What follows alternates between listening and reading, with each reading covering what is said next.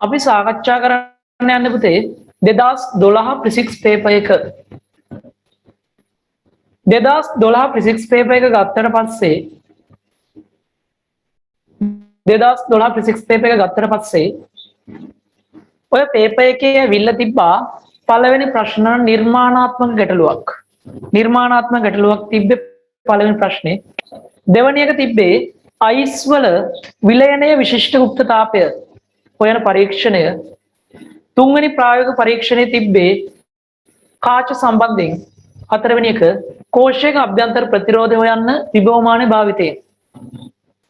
ඔය පුතේ මම විභාග ලියපු අවුරුද්ද පේපරේ. ඒ නිසා ඇත්තටම ඔය පේපර් එක ඕගොල්ලොත් එක්ක සාකච්ඡා කරන්න ආසයි. මොකද විභාග ලියපු දවසේ තිබිච්ච හැඟීම මේක සාකච්ඡා කරගෙන යද්දි හිතෙනවා. ඒ වගේම කියන්න ඕන වගකීමක් ඇතුව කියනවා. මට ෆිසික්ස් උගන්වපු ගුරුවරයා මට පුතේ ස්ට්‍රක්චර් එකේ ලකුණු 35ට යා ලියන්න නම් ලොවෙට් පුරුදු කරලා තිබ්බා. මට ඒක 100% විශ්වාසයි. MCQ ස්ට්‍රක්චර් පේපරේ ලකුණු 40න් ස්ට්‍රක්චර් 40න් ලකුණු 35කට යanan තිබ්බා. ඕගොල්ලොත් පුළුවන් මේ විදියට අපි ටිකක් සාකච්ඡා කරගෙන යද්දී ඔය මට්ටමට එන්න. දැනුත් මගේ පන්තියේ මම දැකලා තියෙනවා සමහර ළමයි ලකුණු 30 සීමාව පන්නලා දැන් යනවා. බහුතරයක් දෙනා ලකුණු 25 පන්නලා යනවා ස්ට්‍රක්චර් පේපරේ. ඒ නිසා තව පොඩ්ඩක් ඒක අපි හදා ගන්න try එකක් දෙමු. හරි. ඔතනින් පස්සේදී අපි පේපර් එක සාකච්ඡාවට යමු. ඔතනින් පස්සේදී අපි පේපරේ සාකච්ඡාවට යමු.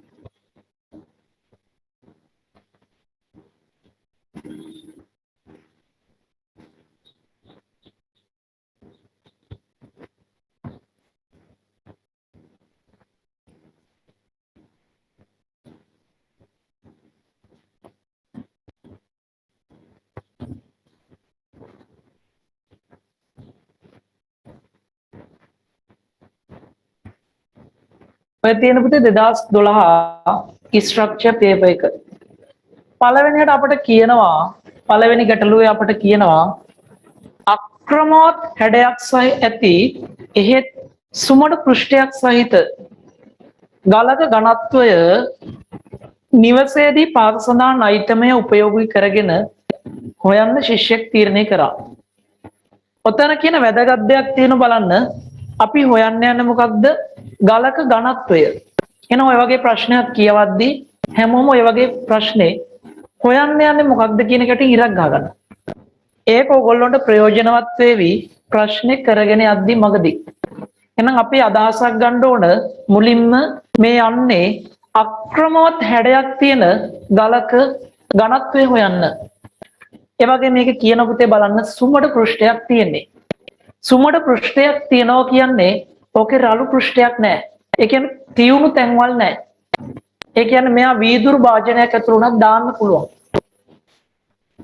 හැබැයි ඔක සුමඩ නැති වුණා නම් ඔයා හිතන්නකො වීදුරු භාජනයක් ඇතුළේ වගේ දැම්මොත් වීදුරු භාජනේ හානි වෙන්න පුළුවන්.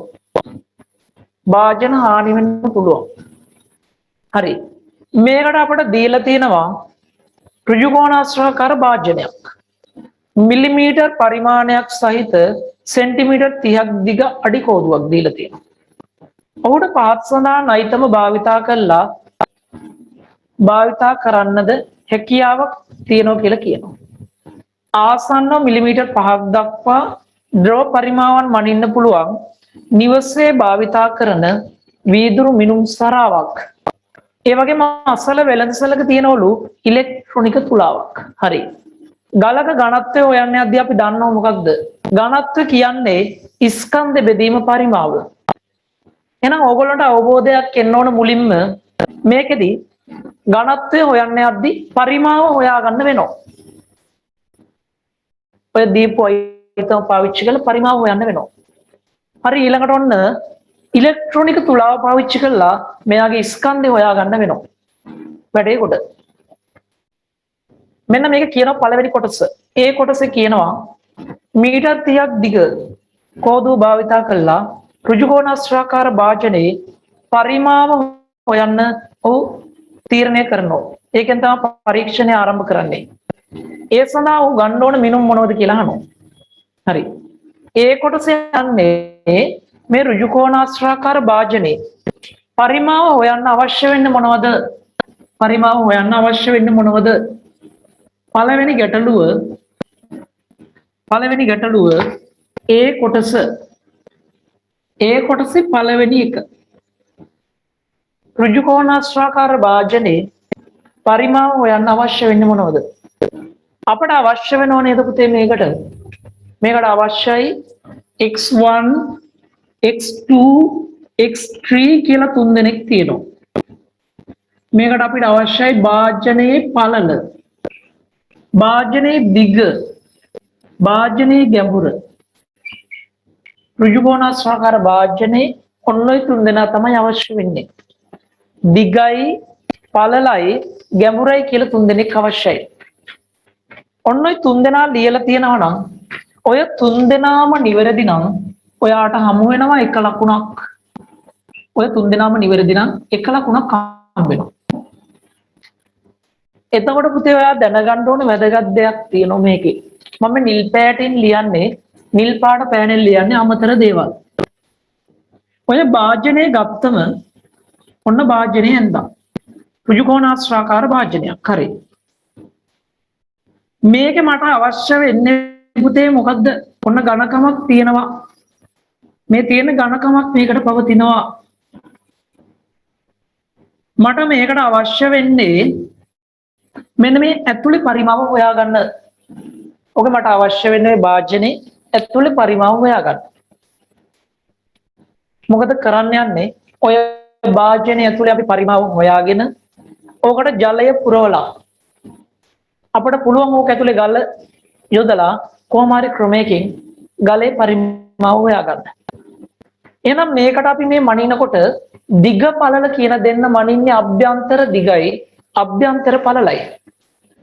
අභ්‍යන්තර දිගයි අභ්‍යන්තර පළලයි තමයි මනින්නේ. උස කියන්නේ අභ්‍යන්තර උස. නැත්තම් මේක ගැඹුර. මේකට උස කිව්වත් ලකුණු හම්බ වෙනවා, ගැඹුර කිව්වත් හම්බ වෙනවා. ඔන්න භාජනයේ දිගයි පළලයි ගැඹුරයි තුන පාවිච්චි කළේ නම් අපි හොයාගන්න පුතා මේකේ අභ්‍යන්තර පරිමාව.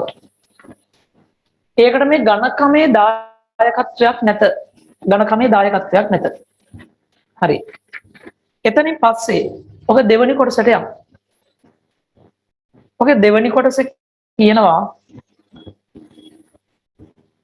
ඉහත සඳහන් මිනුම් තුන ගැනීමට සාමාන්‍ය මීටර් භාග කෝදුවක් නැත්නම් අඩි කෝදුවක් භාවිත කිරීමේදී මිනුමක නිර්වද්‍යතාව අඩු වෙන්න පුළුවන්. ඒ මිනුම මොකක්ද කියලා අහනවා. ඒකට හේතුව මොකක්ද කියලා අහනවා. මිනුම ලියන්න දීලා තියෙන පුතේ එක රූලක්. ඒකට හේතුව ලියන්න දීලා තියෙන්නේ රූල් දෙකයි. එහෙනම් ඔයා උත්තරයක් ලියද්දී මොකද නැති වෙන්න හරියට කල්පනා කළයි එකපාරක් හරි වරද්දලා ආයි කපලා ලියන්න ඉඩක් නැහැ. ඕගොල්ලෝ දන්නවා දෙවනි කොටසට උත්තර මම ලියන්න කලින් මෙන්න මෙහෙ බලා ගන්න. අපි ගත්තම අඩි කෝදුවක් මෙන්න මේ විදියට නේද ඔගේ පාඨාංග පෙන්නන්නේ. බිඳුව ඔන්න 1 සෙන්ටිමීටර් ඔන්න ඔය විදියටයි ඕකේ පාඨාංග පෙන්නන්නේ.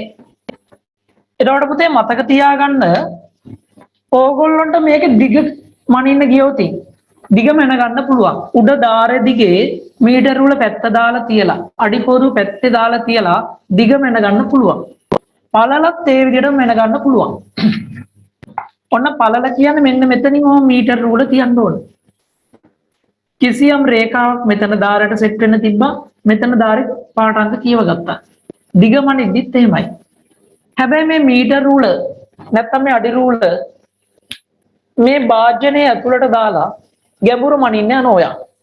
ගැඹුර මනින්න යද්දී ඔයාට පේනව නේද මෙන්න මෙතන අඩි රූලක නැත්තම් මීටර රූලක අනිවාර්යයෙන්ම මෙහෙම පොඩි ඉඩක් කියලා තියෙනවා. හේතුව මොකද? කාලයක් පාවිච්චි කරද්දී මේ ශූන්‍ය ලකුණ නැති වෙලා යන්න පුළුවන්. අන්න එනම් මෙයා ගැඹුර මනින්න ඇතුළට දැම්මම නිවැරදි ගැඹුරද මැනින්නේ නෑ. හේතුව තමයි මෙන්න මේ මුල තියෙන දෝෂ නිසා. මොකක්ද? අඩිරූල කෙලවරක් ශූන්‍ය සලකුණත් අතර පරතරයක් පවතිනවා. අපි මෙයා ගිහිල්ලා මේක ඇතුලේ දැම්මට පස්සේ උසමනිද්දි දෝෂයක් දකින්න පුළුවන්. උසමනිනකොට තමයි මේක දෝෂයක් ඇති වෙන්නේ. එහෙනම් දෝෂය මොකක්ද? දෝෂය මොකක්ද? එතන ලියවෙන්න ඕන උස. එහෙම නැත්නම් ගැඹුර. උස එහෙම නැත්නම් ගැඹුර. ඊළඟට ඒකට හේතුව මොකක්ද කියලා අපෙන් අහනවා. ඒකට හේතුව මොකක්ද කියලා අහනවා. ඒකට ලියන්න පුළුවන් අපිට ඕනනම් අඩි කෝදුවේ කෙලවරක් ශූන්‍ය සලකුණත්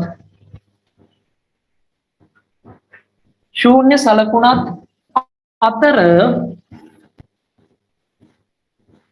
ඉඩක් පැවතීම. අන්න ඒක නිසා උතන දෝෂය ඇති වෙනවා. ඔය ටික ලියවන නැති. එහෙම නැත්නම් තව දීලා තියෙනවා මේකෙදි සිදුවන මේක තව ක්‍රමයකට ලියලා තියෙනවා අඩි කෝදුවේ මෙහෙම තිබ්බත් අවුලක් නැහැ. අඩි කෝදුවේ ශූන්‍ය සලකුණත් කෙලවරත් සමපාත නොවීම. සමපාත නොවීම. එහෙම ලියලා තිබ්බත් කමක් නැහැ. මෙන්න මෙයා හඳුනා ගැනීමටයි මේම නිවැරදි උත්තරයක් ලිව්වටයි ඔන්න ඔය දෙකම ලියලා තියෙන විතරයි පුතා ඔයාට ලකුණක් හම්බෙන්නේ. ඔයා හිතන්න ඔයා මේ නිවැරදි හේතුව ලියනවා. හැබැයි මිනුම ලියන්න අමතක කරනවා. ලකුණු හම්බෙන්නේ නැහැ. මිනුම ලියනවා හරියට. හැබැයි මේක වැරදියට ගත්තොත් ඒත් ලකුණු හම්බෙන්නේ නැහැ. එහෙනම් තේරුම් ගන්න ඕන දේ තමයි මේකෙන් ගැඹුරක් මනින්න ගියම මීටර රූලෙන් මෙතන දෝෂයක් ඇති වෙනවා. කෙලවරයි බිඳුවයි අතර යම් කිසි පරතරයක් පවතින නිසා. ඔය හැදුවේ පුතේ ඒ වල දෙවෙනි කොටස. තව ටිකක් අපි ලියන්න යමු උත්තර ලියන්න පුළුවන්. ඔන්න තුන්වෙනි කොටසට යනවා. ඊළඟට කරන්නේ ඔය ගලින් හොඳට හොදලා ඔය ගල අරගෙන හොඳට හොදනවා. මොකද හොදන්නේ? ඕකේ තියෙන්න පුළුවන් පස් වගේ දේවල්. ඒ ටික සම්පූර්ණයෙන් අයින් කරලා හොඳට හොද ගන්න. හොදගෙන හොඳට වියලා ගන්න ඕන. මොකෝ වියලා ගන්න හේතුව?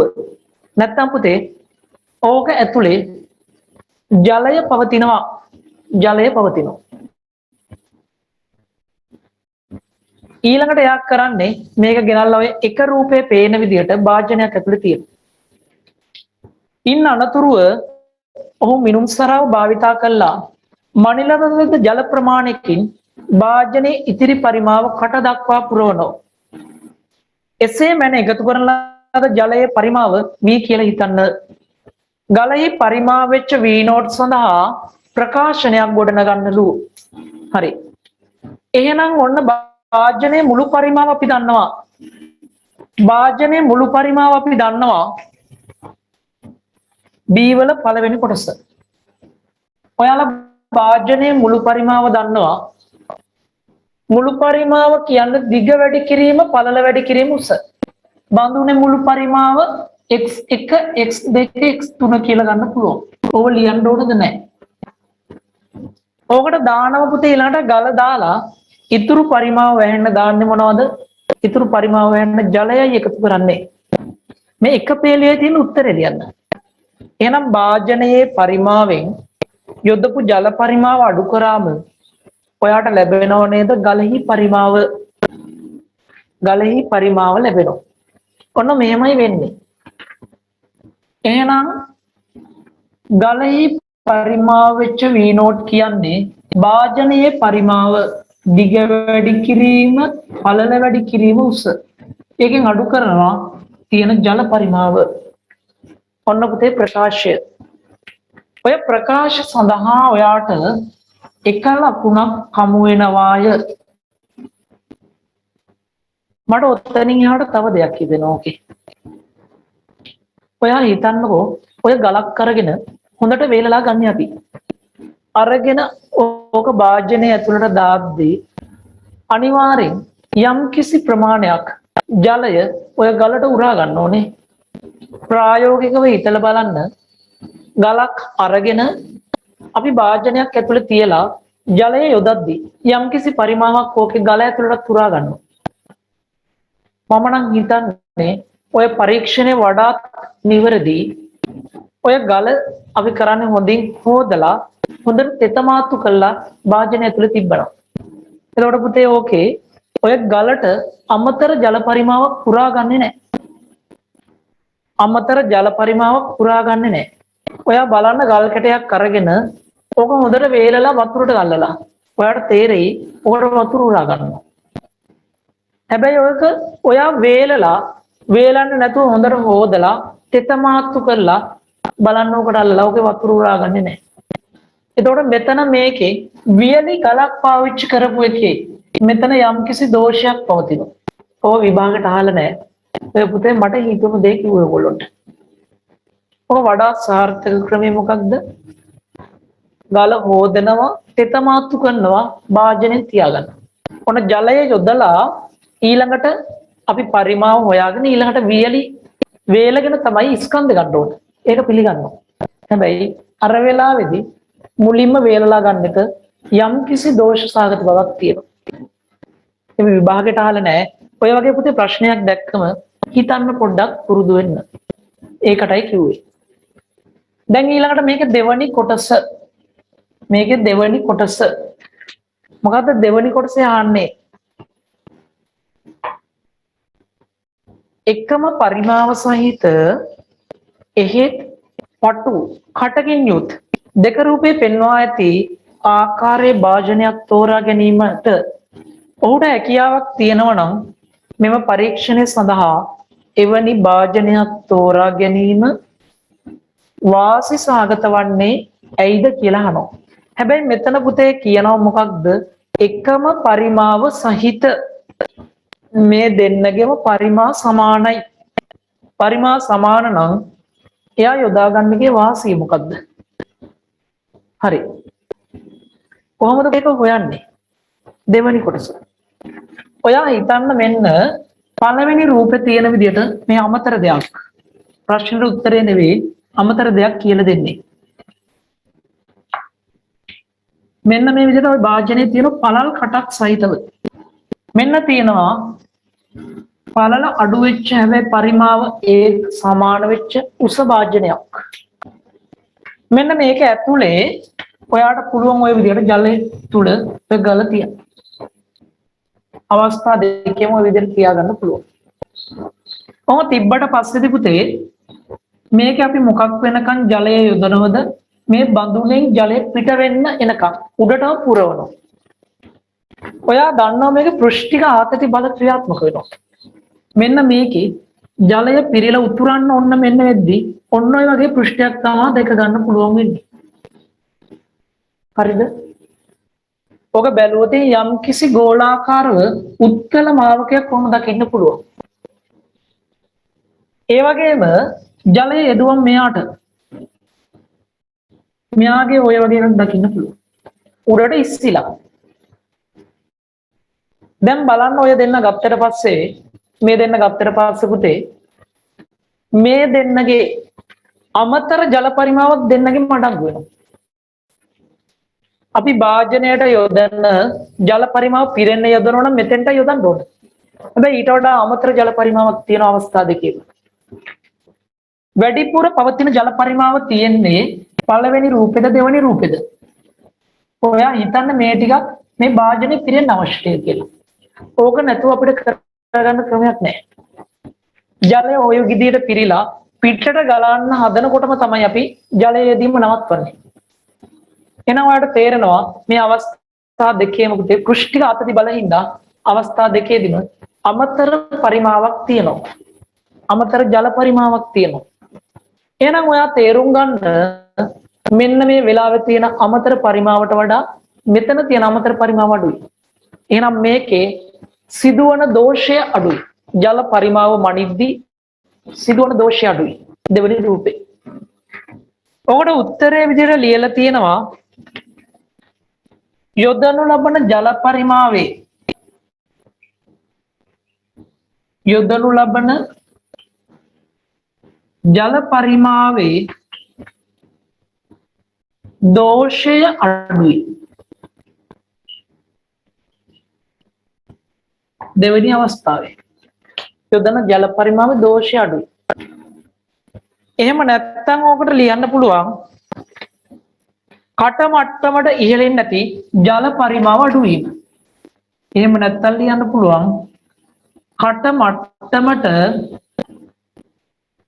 ඉහළින් නැති ජල පරිමාව අඩු වීම.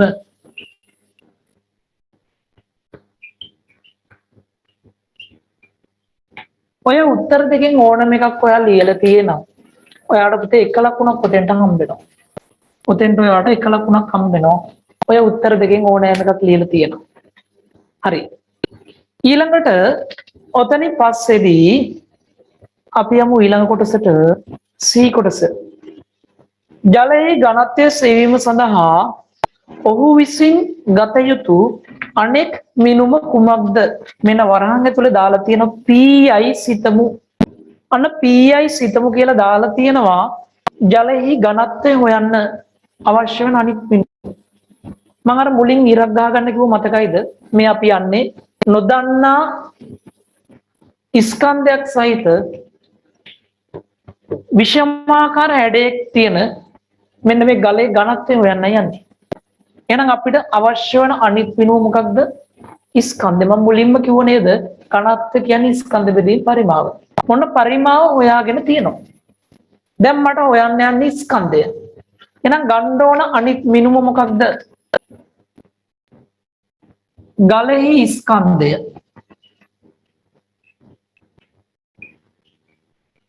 උතර පුතේ වියලි ගලේ ස්කන්ධ කියලා ලියන්න පුළුවන් නම් වඩා සාධාරණයි. ලකුණු කාටවත් කපන්න හැකියාවක් නැහැ. ගලේ ස්කන්ධය කියලා ලියන්න ඕන.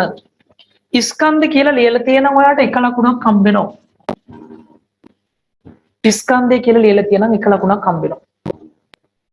ඊළඟට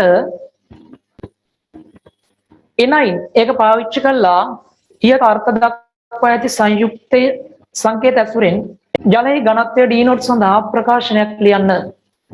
ඝනත්වය සමානයි ස්කන්ධ බෙදීම පරිමාව. ඝනත්වය සමානයි ස්කන්ධ බෙදීම පරිමාව. D නෝට් සමානයි ස්කන්ධය අපිට දීලා තියෙනවා P කියලා. P බෙදීම පරිමාව කියන්නේ පුතේ x1 x2 x3 අඩු කිරීම v කියලා ගන්න පුළුවන්. ඔන්න ඔය ප්‍රකාශනය ලියලා තියෙනවා නම් ඔයාට එක ලකුණක් හම්බ වෙනවා. සමහර කෙනෙක් ලියලා තියෝකට ගලෙහි ස්කන්ධය කියන එක වෙනකොට ගලෙහි බර කියලා. ගලෙහි බර කියලා ලියපු ළමයින්ට ගලෙහි බර කියලා ලියපු ළමයින්ට මෙතන මේක ලියවිලා තියෙන්න ඕන D නෝට් සමානයි P බෙදීම G වතාවක් x1 x2 x3 ඍණ v කියලා. මොකද ස්කන්ධ කියන්නේ ඝනත් අපිට බර බෙදන්න ඕන කුරුත්වය ත්වරණේ. v නෝට් දැම්මොත් වැරදිද? v නෝට් දැම්මොතිනුත් ලකුණු හම්බ වෙනවා. v නෝට් කියලා දැම්මත් ඔයාලට ලකුණු හම්බ වෙනවා. ඒක ප්‍රශ්නයක් නැහැ. එතකොට ඔන්න මේකට එක ලකුණයි මෙතනට එක ලකුණයි. කිසියම් ළමයෙක් මෙතන බර කියලා ලියලා මෙතන ලියලා තිබ්බොත් p කියලා විතරක් මෙතන ලකුණක් නැහැ මෙතන ලකුණක් නැහැ. ඒ නිසා හරියටම අවශ්‍ය දේ ලියන්න. ඔන්න පුතේ C කොටස දක්වා ලිව්වා. අපි යමු ඊළඟට. ඊළඟට කියන පුතේ මෙන්න D කොටස වෙනස් පදයක්. ඊළඟ පරීක්ෂණයෙන් ඔබ ලබපු දැනුම භාවිතා කළා. ඔන්න 3 කියන රූපේ තියෙන සමතලා පොළොවක් මත ඇති විශාල ගලක ස්කන්ධය මොකක්ද කරන්න යන්නේ? නිමාණය කිරීමට. අන්න නිමාණය කියන වචනය යටින් ඉරක් ගහ ගන්න. එතකොට අපිට ඔක නිවැරදිවම 100% බැරි වෙයි. නිමාණය කරන්න ආසන්නව හිතා ගන්නයි යන්නේ. විශාල ගලක ස්කන්ධය හොයන්න යන්නේ. දැන් අපි දන්නවා ඝනත්වය කියන්නේ ස්කන්ධ බෙදීම පරිමාව. එහෙනම් මෙතෙන්දි කරන්න යන්නේ මොකක්ද? ඝනත්වය දන්නව නම් ස්කන්ධය හොයාගන්න පුළුවන්. යටින් ඉරක් ගහ ගන්න ඕන ගලක ස්කන්ධය නිමාණය කියන වචනට.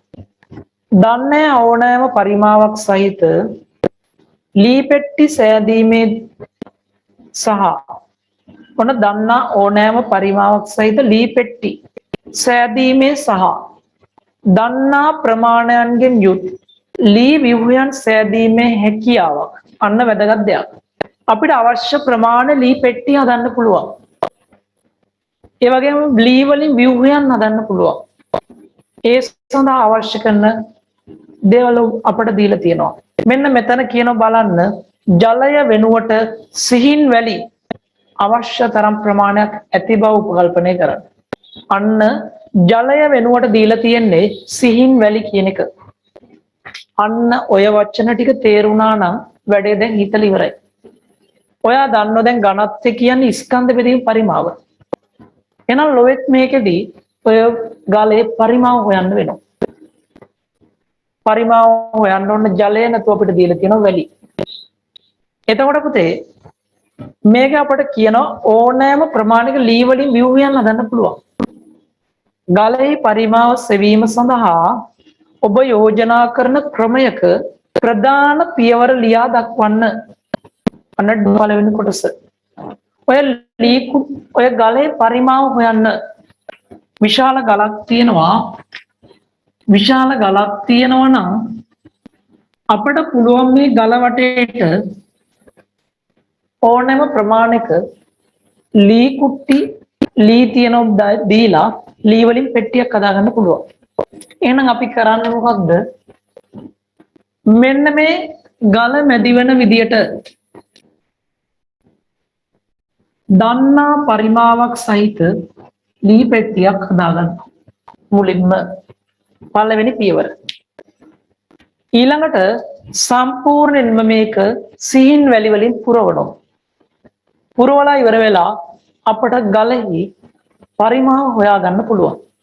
ගලෙහි පරිමාව හොයාගන්න පුළුවන්. එතකොට ඔයාට මෙන්න මේ දන්න පරිමාවක් තියෙන ලී පෙට්ටියක් ඇදුවම ඔය දන්න පරිමාව සහිත ලී පෙට්ටියේ මුළු පරිමාව ඔයා දන්නවා. යොදනු ලබන වැලි පරිමාව ඔයා දන්නවා. ඔය දෙකේ අන්තරය කියන්නේ මෙන්න මේ ගලෙහි පරිමාව වෙනවා. ඔන්න ඔය පියවරවල් තුනම පුතේ ලියවෙන්න ඕන. පළවෙනි එක ගල සම්පූර්ණයෙන්ම වැහෙන විදියට ආවරණය වෙන විදියට ලී පෙට්ටියක් තැනීම. උඩින් විවෘතයිද සංවෘතයිද? උඩින් ඇරලා තියෙන්න ඕන. උඩින් ඕක වහලා තිබුණොත් ඉතින් වැඩේ අසාර්ථකයි. හරියට ඇතුලේ වැලි තැම්පත් කරගන්න බෑ. අපි පුළුවන් තරම් වායු හිටින්නේ නැති වෙන්න කකුලෙන් පාග වගේ තමයි දාන්න වෙන්නේ. නැත්තම් මුලින් හරි තලතලා වගේ. සම්පූර්ණ මේක ඇතුලේ තියෙන වායු ඉවත් කරගන්න ඕන. වැලි අතර තියෙන. ඒකයි සිහින් වැලි දීලා තියෙන්නේ. හරි. ඕකට අදාළව පියවරවල් ටික මෙහෙම එන්න ඕන. පළවෙනියට ලියන්න පුළුවන්. ගල වටෙහි ඍජු කෝණාශ්‍රාකාර ලී පෙට්ටියක් තැනීම.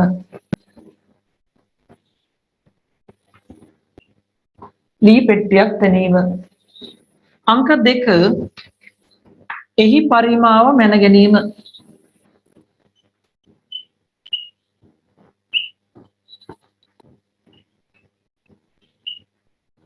තුන්වෙනි එක සිහින් වැලි වලින් ලී පෙට්ටිය සම්පූර්ණයෙන් පුරවා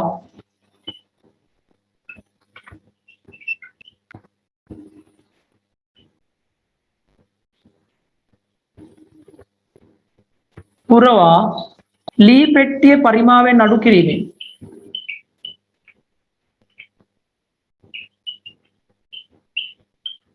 එය අඩු කර ගලෙහි පරිමාව සොයාගත හැක. ගලෙහි පරිමාව සොයාගත හැක.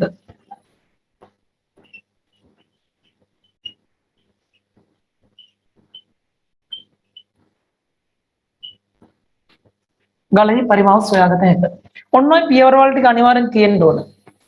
අපි කියවෙන්න ඕන ලී පෙට්ටියේ පරිමාව අපිට හොයාගන්න පුළුවන්. ඒකට යොදනවා සීන් වැලි වලින් සම්පූර්ණයෙන් පුරවනවා කියන එක කියවෙන්න ඕන. ඔය පරිමා වෙනසෙන් ගලෙහි පරිමා හොයන්න පුළුවන් කියන කියවෙන්න ඕන. ඔය පියවරවල් 3 අනිවාර්යෙන් කියවෙන්න ඕන. එතකොට ඔතන තව වැදගත් දෙයක් තියෙනවා පුතේ. ඔයගොල්ලන්ට කියලා දෙන්න. දැන් මෙතන ඔයාට කියනවා තව අලුත් දෙයක් විදිහට මෙහෙම ප්‍රශ්නයක. මේක සඳහා ජලය භාවිතා කිරීම මීට වඩා සුදුසුයි. හැබැයි ජලය භාවිතා කරන්න අපහසුයි. මොකද හේතුව? හේතුව තමයි ජලය භාවිතා නොකිරීමට හේතුවක් දෙන්න කියලා ඇහුවොත්. මොකද්ද දෙන්න පුළුවන් හේතුව පුතේ? මේක මේ හදන්නේ පොළවේ. පොළවේ හදනවා නම් ඔයා දන්නවා මෙතන යට තියෙන මේ පොළව. මෙතනින් අපිට සීල් කරගන්න ක්‍රමයක් නෑ යට. අන්න මේව ලී පෙට්ටියක් ඇදුවම ජලය පිරෙවුවොත් මොකද වෙන්නේ? පොළවට ජලය උරා ගන්නවා. පොළවට ජලය උරා ගන්නවා. එහෙනම් ජලය භාවිතා කරන එක හරියන්නවද? හරියන්නේ නැහැ. ඒ වගේම තමයි මේකට ජලය භාවිතා කරලා යට සීල් කරලා තිබ්බනම් වඩාත් නිවැරදි ඒක. මොකද හේතුව වැලි ඇදුවට වැලියංශු අතර වායුන් පවතින්න පුළුවන්. හැබැයි ජලාංශු අතර වායුන් හිර වෙලා තියෙන විදියක් නැහැ. ඒක පේනවා. මේ වැලි වලින් හදද්දී එහෙනම් අපි පුළුවන් තරම් පාගලා තමයි ඔක දාගන්න ඕනේ. පුළුවන් තරම් තද කරන්න ඕනේ. හරි. ඔන්න ඔය විදියට ඔයාලට එහෙනම් ගලේ පරිමාව හොයාගන්න පුළුවන්. පළවෙනි කොටස. ඊළඟට පුතේ ඔක දෙවෙනි කොටස. ඊට D වල දීලා තියෙන ද්‍රව්‍ය භාවිතා කළා වැලිවර පරිමාව මැනීම සඳහා කුමන ආකාරයේ මිනුම් උපකරණයක් හදන්න පුළුවන්ද? අන්න මෙතන දීලා තියෙන ද්‍රව්‍ය වලින් පාවිච්චි කරලායි අපි හදන්න ඕන වැලිවල පරිමාව මනින්න උපකරණයක්. මොකද්ද කරන්නේ? ඕගොල්ලෝ දැකලා ඇති ගෙවල් වල වැඩ කරද්දී මේෂන් වැඩ කරද්දී මේෂන් බාස්ලා හදා ගන්නවා ලී පෙට්ටියක්. ඒගොල්ලෝ කියනවා මේකේ මෙන්න මෙච්චර පරිමාවක් අඩංගුයි. සිමෙන්ති කොට්ටයකට මේකේ මෙච්චර ප්‍රමාණයක් දාන්න. අන්න දන්න පරිමාවක් තියෙන ලී පෙට්ටියක් හදාගත්තා. එහෙනම් අපට මේකේ මනින්නත් මොකද කරන්න පුළුවන්? දන්නා පරිමාවක් සහිත අපිට ලී විතරයි දීලා තියෙන හදාගන්න. ඒකයි ප්‍රශ්නේ. දන්නා පරිමාවක් සහිත ලී පෙට්ටියක් ආධාරයෙන් තමයි මනින්න පුළුවන්. දන්නා පරිමාණයක් සහිත ලී පෙට්ටියක් භාවිතා කරන්න පුළුවන්. භාවිතා කරන්න පුළුවන් මොකද දන්නව ඔන්න. මෙතන ඔයාට ලකුණු දෙන්නේ පුතා මෙන්න මේ වචන තියෙන විතරයි. දන්න පරිමාවක් කියලා කියන විතරයි ලකුණු දෙන්නේ. ලී පෙට්ටියක් හදාගත්ත කියලා හරියන්නේ නැහැ. අපි ඔගේ පරිමාව දැනගන්න ඕනේ. එහෙම වුණොත් තමයි මේකේ වැලිවල පරිමාව හොයාගන්න පුළුවන්. එහෙනම් ඕගොල්ලෝ ලිව්වනම් ලී පෙට්ටියක් කියලා ඔයාලට ලකුණු හම්බෙන්නේ නැහැ. දන්නා පරිමාවක් සහිත ලී පෙට්ටියක් කියලා තිබීම අනිවාර්යයි. මොකක් හරි ක්‍රමයකට ඔයා කියවෙන්න ඕන පරිමාව දන්න එකක් කියලා. එහෙම නැත්නම් ලකුණු හම්බෙන්නේ නැත. ඔය D වල දෙවෙනි කොටස. D වල තුන්වෙනි කොටස කියනවා ගලේ ස්කන්ධය නිමාණය කිරීම සඳහා අවශ්‍ය අනිත් භෞතික රාශිය කුමක්ද? දැන් ඔයාලට තේරෙන්න ඕන ගලේ අපි ස්කන්ධ කියන්නේ මොකක්ද? ඝනත්වය වතාවක් පරිමාව. අන්න එහෙනම් මොකක්ද අපිට අවශ්‍ය අනිත් දේ මොකක්ද? ගලෙහි පරිමාව. ගලෙහි පරිමාව.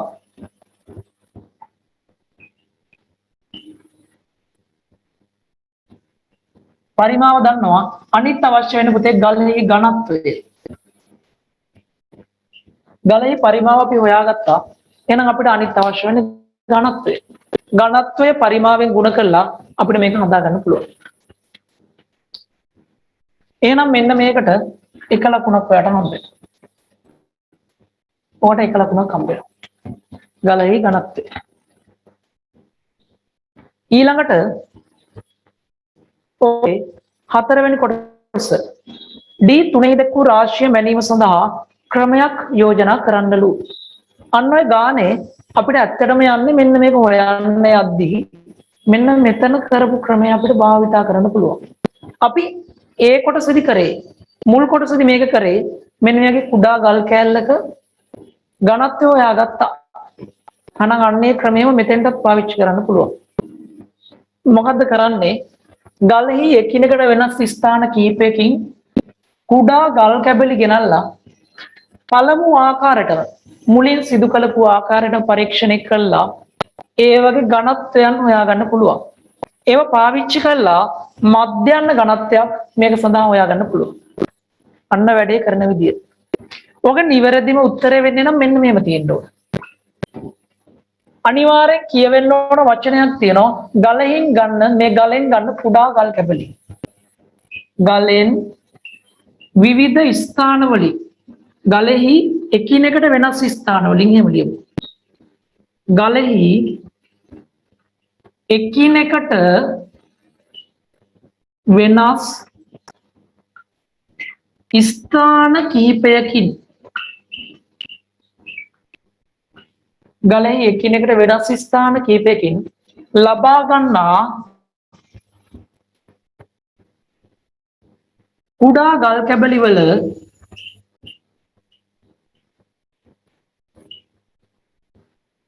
ඝනත්වය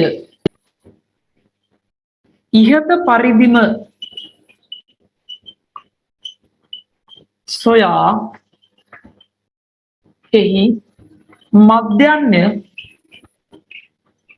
අගය ගැනීමෙන් ඉහත පරිදිම කියන දර මුල් කොටස විදිහටම කියලා කිව්වනම් වඩාත් හොඳයි. ඔන්න ඔය ප්‍රකාශය අපි ඔක ලියවෙන්න ඕන.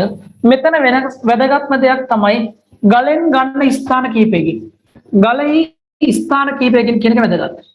ස්ථාන කීපයකින් නැත්තම් ගලෙන් ගන්න ගල් කොටසකින් කිව්වොත් ලකුණු දීලා තියෙනවා. හැබැයි ස්ථාන කීපයකින් කිව්වොත් වඩාත් නිවැරදි. මධ්‍යන්න ඝනත්වයක් හොයනවා කියලා ලියනවා නම් වඩාත් හොඳයි. ඔන්න පුතේ උතෙන්ට ලකුණක් දීලා තියෙනවා. ඔන්න ඔය විදියටයි පළවෙනි ප්‍රශ්නය ඔයගොල්ලන්ට පිළිතුරු ලියන්න දීලා තියෙනවා. පොඩ්ඩක් නිර්මාණාත්මක ගැටලුවක්. හරි. මේක කියලා තියෙන එක ළමෙක් අහනවා පරිමාව ඝන මීටර 1ක් වූ ලී පෙට්ටියක් කිව්වොත් වැරදිද සර්? ඝන මීටර 1ක ලී පෙට්ටියක් කියන්නේ කොච්චර ලොකු එකක්ද? ඝන මීටර 1ක ලී පෙට්ටියක් කිව්වොත් ඉතා විශාලයි. ඔයා හිතන්න ඝන මීටර 1ක පෙට්ටියක් කියන්නේ කොච්චර ලොකුද කියලා. මීටරයක් දිග, මීටරයක් පළල, මීටරයක් උස. ප්‍රශ්නයක් නැහැ. ලකුණු හමු වෙනවා. මොකද ඒකට හේතුව ඔයා දන්න පරිමාවක් කියලා ගණිතු හින්දා. පරිමාව දන්න නිසා ඔකට ලකුණු දෙයි. හැබැයි ප්‍රායෝගිකව ගත්තම ඕක පුතේ මනින්න ගියා මාර අපහසුයි. ඝන මීටර 1ක පෙට්ටියක් මිනිස්සුන්ට උස්ස ගන්නවත් අමාරුයි. වැලි වලින් පිරෙවුවම හිතන්න. ඒක සෑහෙන අමාරුයි. ප්‍රශ්නයක් නැහැ. ඒකත් උත්තරයක් විදියට බාර ගන්න පුළුවන්. ඔන්න පුතේ ඔය අපි හැදුවේ පළවෙනි ගැටලුව හැදුවේ අවශ්‍ය දේවල් ටික ලියා ගන්න පුළුවන්. හරි පුතේ අපි යමු දෙවෙනි ප්‍රශ්නට. දෙවෙනි ප්‍රශ්නේ කියනවා මිශ්‍රණ ක්‍රමය භාවිත කළා අයිස් වල විලයන විශිෂ්ට ගුප්ත තාපය අගයක් දීලා බව සත්‍යාපනය කිරීමක් කියන්නේ බව පෙන්වීමක්. එහෙනම් අපි ඕක කරලා ගණනය කරලා පෙන්වන්න ඕන අයිස් වල විලයන විශිෂ්ට ගුප්ත තාපය 3.3 ගුණ කිරීම 10/5යි ජූල් කිලෝග්‍රෑමයට කියලා. ඕක පෙන්වන්න පුළුවන් වෙන්න ඕන. ඒකට කරන පරීක්ෂණයක් අපිට ඇටවුමක් හදන්න කියනවා. ඒකට ඔබට දීලා තියෙනවා මෙන්න මේ අයිතමයන්. තඹ කැලරි මීටරයක් දීලා. සෙල්සියස් අංශක 45 දක්වා රත් කරපු ජල බීකරයක් දීලා. අයිස් කුට්ටියක් දීලා. අන්න අයිස් කුට්ටියක් මතක තියාගන්න අපිට දීලා තියෙන අයිස් කුට්ටියක් පුතේ. අපිට අවශ්‍ය නම් අයිස් කැබලි කඩලා ගන්න පුළුවන් ඕකෙන්. මෙම පරීක්ෂණය සිදු කිරීමට අවශ්‍ය වෙන අනිත් අයිතමයන් නම් කරන්නලු. අයිතම ලයිස්තුගත කරන්නලු. දෙකේ ඒ කොටස. ඕගොල්ලෝ දන්නවා අයිස් වල විලයනයේ විශිෂ්ට ගුප්ත තාපය හොයන්න අවශ්‍ය වන අයිතමයන් ටික තමයි අපෙන් ආන්නේ. අපිට දීලා තියෙන කැලරි මීටරයක්. සෙල්සියස් අංශක 45 රත් කරපු ජලය දීලා තියෙනවා. කැලරි මීටරයක් සෙල්සියස් අංශක 45 රත් කරපු ජලය අයිස් කුට්ටියක් දීලා තියෙනවා. එච්චරයි දීලා තියෙන්නේ. මීට අමතරව තව මොනවද අවශ්‍ය? අපට අනිවාර්යයෙන්ම අවශ්‍ය වෙන ප්‍රධාන දේවල් දෙකක් තියෙනවා. එකක් තමයි ඉලෙක්ට්‍රොනික තුලාවක්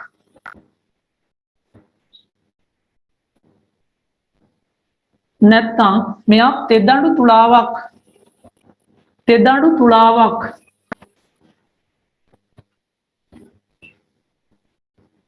එහෙම නැත්නම් මෙයාව තව සිව් දඬු තුලාවක් එහෙම නැත්නම් රසායනික තුලාවක්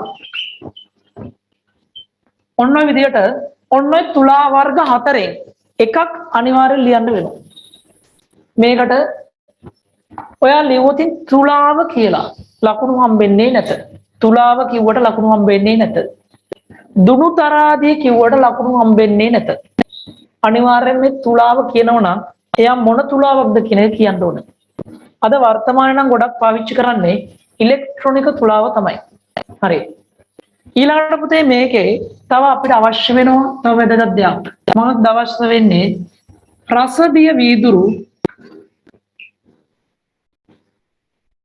උෂ්ණත්වමානයක් අවශ්‍යයි. ඔගේ උෂ්ණත්වමානය කිව්වොත් ලකුණු හම්බ වෙනවා. හැබැයි මම කියනවා මේ වචන ලියන්න පුරුදු වෙන්න. කාටවත් කිසි තැනක ලකුණු කපන්න බෑ. මෙන්න මේ අයිතමයන් දෙක ලියලා තියෙනවා නම් ඔයාලට එක ලකුණක් හම්බ වෙනවා. ඔයිට අමතරව තව අවශ්‍ය මොනවද? පෙරහන් කඩදාසි ඕන තෙත මාත්තු කරන්න. තෙත මාත්තු කරන්න පෙරහන් කඩදාසි ඕන. හැබැයි ඔය දේවල් වලට වඩා පුතේ මෙන්න මේ ටිකට තමයි අපිට ලකුණු දෙන්නේ. තව අයිස් කුඩා කැබලි වලට කඩන්න මොකක් හරි උපකරණයක් අවශ්‍යයි. ඊට අමතරව තමයි මේකට අවශ්‍ය වෙනවා දැල්ගොටු මන්තයක්. දැල්ගොටු මන්තය.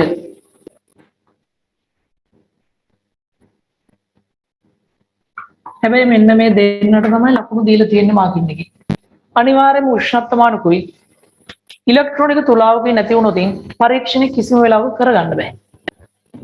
දැල්ගොටු මන්තයක් තිබ්බත් වැඩක් නෑ කරගන්න බෑ. හැබැයි දැල්ගොටු මන්තයක් නැත්තම් ඔයගොල්ලන්ට අයිස් කොහොම හරි කරලා ජලය තුල ගිල්ලගෙන තියාගන්න පුළුවන් නම් ප්‍රශ්නයක් නැති වෙයි.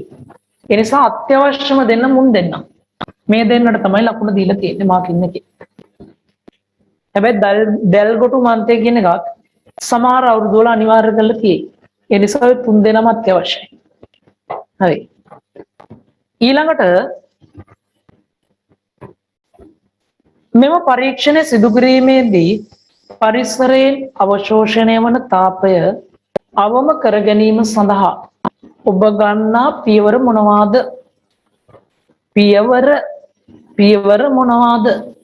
මෙම පරීක්ෂණ සිදු කිරීමේදී පරිසරයෙන් අවශෝෂණය වන තාපය අවම කරගන්න. රූල් 3 ඉඩක් තියලා තියෙනවා. පරිසරයෙන් අවශෝෂණය කරන තාප ප්‍රමාණය අවම කරගන්න නම් පුතා අපි කරන්න ඕන මොකක්ද? පරිසරයෙන් සිදුවන තාප හුවමාරුව අවශෝෂණය අවම කරන්න. අපි කරන්නේ කාමර උෂ්ණත්වයට වඩා සෙල්සියස් අංශක 5ක් උෂ්ණත්වය වැඩි කරලා පරීක්ෂණය ආරම්භ කරනවා. ජලයේ උෂ්ණත්වය ආරම්භයේදී සෙල්සියස් අංශක 5ක් වැඩි. දැන් අයිස් යොදනවා පුතේ කාමර උෂ්ණත්වයට වඩා සෙල්සියස් 5ක් අඩු වෙනකම්. අන්න සෙල්සියස් 5ක් වැඩි වෙලාවෙ ඉඳලා කාමර උෂ්ණත්වයට එනකම් ජලයේ සහිත මිශ්‍රණයේ උෂ්ණත්වය පරිසරයට වඩා වැඩි. ඔය වෙලාවෙදි වෙන්නේ පරිසරයට තාපය ඉවත් වෙනවා. කාමර උෂ්ණත්වයට වඩා අඩු වෙද්දී ඇතුළට තාපය අවශෝෂණය වෙනවා. ඔන්න ඔය දෙන්න ආසන්නව සමානයි කියලා අපිට ඉවත් කරගන්න පුළුවන්. ඔය ක්‍රමයට අපි කියනවා තාපය හානි පූර්ණය කිරීම කියලා. තාප හානිය හානි පූර්ණ කිරීම. එහෙනම් මේකෙදි කරන්නේ මොකක්ද? තාප හානිය හානි පූර්ණය.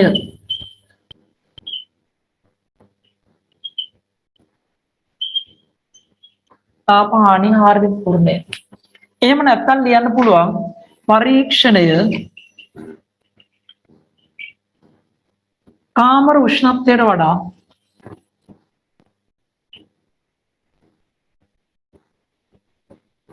මදක් ඉහළ උෂ්ණත්වයකදී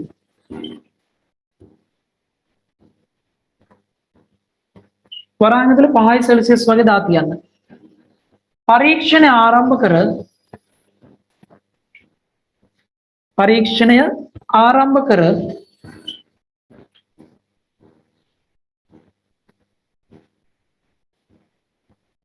කාමර උෂ්ණත්වයට වඩා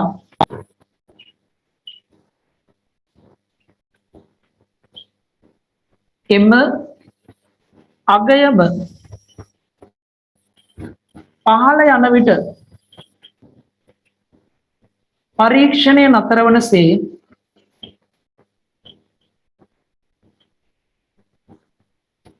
ලෙස පරීක්ෂණය අවසන් කරන්න.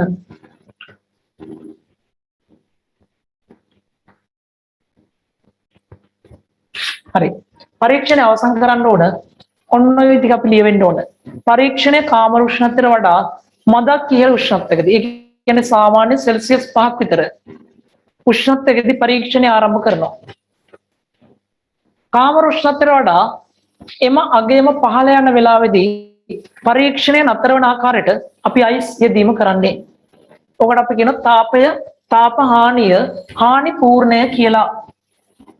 ඔන්න ඔකට ලකුණක් දීලා තියෙනවා. ඔබ මම හිතන්නේ අපි ගිය සතියේ පේපර් වලත් සාකච්ඡා කරා. හරි. ඔතනින් පස්සේ බලන්න C කොටස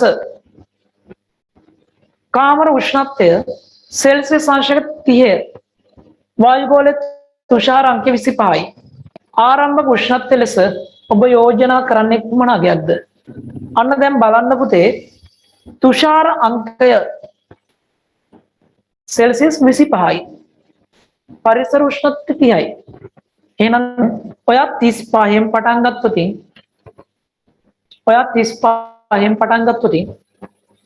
ඔයාට පරීක්ෂණය නවත්තන්න වෙන්නේ 25 දී. 25 නවත්තනවා කියන්නේ තුෂාර අංකයට ඇවිල්ලා කැලරිමීටරේ පිටත පෘෂ්ඨේ ජල බිඳති හැදෙනවා, තුෂාර හැදෙනවා. අන්න ඒවත් තාපය වමාරුවට දායක වෙනවා. පරීක්ෂණය අසාර්ථකයි. එහෙනම් අපි කරන්න ඕන මොකක්ද? පරීක්ෂණය නවත්තන්න ඕන පුතේ තුෂාර අංකයට වඩා සෙල්සියස් අංශකයක් හෝ සෙල්සියස් අංශක භාගයක් ඉහළ උෂ්ණත්වයේදී පරීක්ෂණය නවත්ත ගන්න ඕන. එහෙනම් අපට පුළුවන් පුතේ මේකෙදී පරීක්ෂණය ආරම්භ කරන්න 34.5 සෙල්සියස් වලදී 30ට වඩා 4.5ක් වැඩි. අවසාන කරන්න පුළුවන් 25.5 සෙල්සියස් වලදී. ඔක ප්‍රශ්නයක් නැහැ. එහෙම නැත්නම් ඔයාට ආරම්භ කරන්න පුළුවන් 34 දී. අවසාන කරන්න පුළුවන් 26 දී. ආරම්භ කරන උෂ්ණත්වය ඕගොල්ලන්ට ආරම්භ කරන උෂ්ණත්වය 34යි 35යි අතර අගයක් තියෙන ලකුණු දීලා තියෙනවා. මෙයා 25ට වඩා වැඩි වෙන්න ඕන 25යි 26යි අතර අගයක් තියෙන ලකුණු දීලා තියෙනවා. හරිද? ඔන්න ඔය දෙන්නම ලියලා තියෙනවා නම් නිවැරදිව ඔයාට එක ලකුණක් උදෙන්ට හම්බ වෙනවා. ඔතන වැදගත් දෙයක් තියෙනවා තව කියන්න.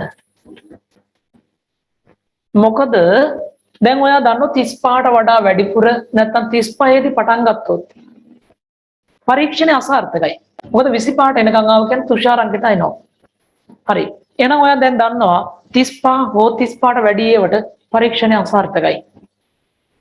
දැන් ඔයාට හිතෙන්න පුළුවන් නේ එහෙනම් මට පුළුවන් 33ට ගිහිල්ලා 27න් ඉවර කරන්න. 33න් පටන්ගෙන 27න් ඉවර කරනවා. කාමර උෂ්ණත්වයට වඩා සෙල්සියස් අංශක 3කින් පටන් ගත්ත වැඩි යගේ සෙල්සියස් අංශක 3ක් අඩු වගේකින් ඉවර කරනවා. හැබැයි පුතේ ඔක අසාර්ථකයි. මොකද හේතුව අයිස් වල විලයනයේ විශිෂ්ට උක්තතාපයේ ඉතා විශාල අගයක්. අයිස් වල විලයනයේ විශිෂ්ට උක්තතාපයේ ඉතා විශාල අගයක්. එහෙනම් ඔන්න ඔය වගේ කුඩා උෂ්ණත්ව පරාසක උෂ්ණත්වය අඩු කරන්න යොදන්න ඕන අයිස් ප්‍රමාණය ඉතා කුඩායි.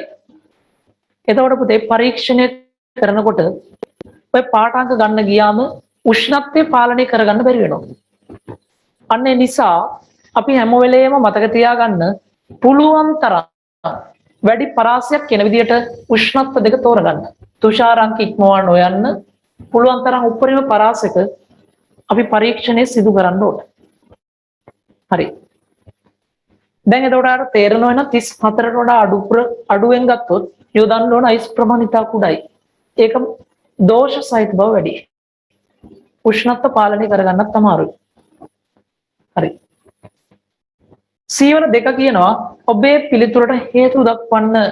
ඔබේ පිළිතුරට හේතු දක්වන්න. හේතුව තමයි පුතේ මොකක්ද? කොහොම දාන්න හේතුව මොකක්ද? හේතුව තමයි මේකට ලියන්න වෙන්නේ. හේතුව තුෂාරාංකයට ආවොත් මොකද වෙන්නේ? තුෂාරාංකයට ආවොත් පිටත තුෂාර හැදෙනවා. එකක් තමයි මේක තාප හානිය. හානි පූර්ණයට හා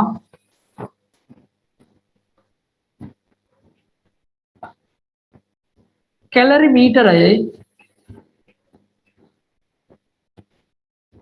තුෂාර තැන්පත් වීම වැළැක්වීමට කැලරි මීටරයේ තුෂාර තැන්පත් වීම වැළැක්වීමට හේතුව ඕකයි. අන්න මෙයා ලියලා තියෙනවා නම් ඔයාට පුතා ලැබෙනවා එක ලකුණක්. ඔය හේතුව ලියලා තියෙනවා නම් ඔයාට එක ලකුණක් ලැබෙනවා. තුෂාර තැන්පත් වුණා මොකද වෙන්නේ? ඒවත් ගණනයට දායක වෙනවා දෝෂ සහිතයි. ඒකත් ලියලා තිබ්බට කමක් නැහැ. ඉඩ තියෙන ලියනවා. නැත්තම් ඔය ගානෙන්වත් ලියන්න ඕනේ. ඊළඟට ඔතනින් පස්සේ D කොටසට යමු. ඔන්න බලන්න අයිස් එකතු කිරීමට පෙර ඔබ ලබා ගන්නා සියලු පරීක්ෂණාත්මක මිනුම් ලැයිස්තුගත කරන්න. මිනුම් කියන්නේ පුතා මනිනේවා. එහෙනම් මේකේ මනින දේවල් ටික මතකයි. අපි යෝගදී ගන්න මිනුම් මොනවද කිව්වේ? කැලරි මීටරයයි මන්තයේ ස්කන්ධය පළවෙනි එක. කැලරි මීටරය ප්ලස් මන්තයේ ස්කන්ධය.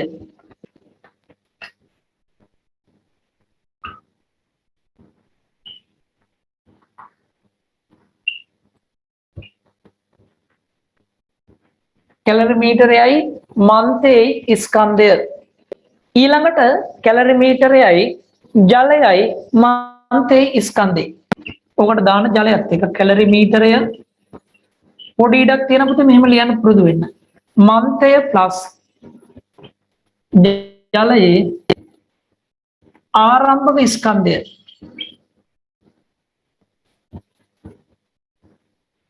අංක 3 ජලයේ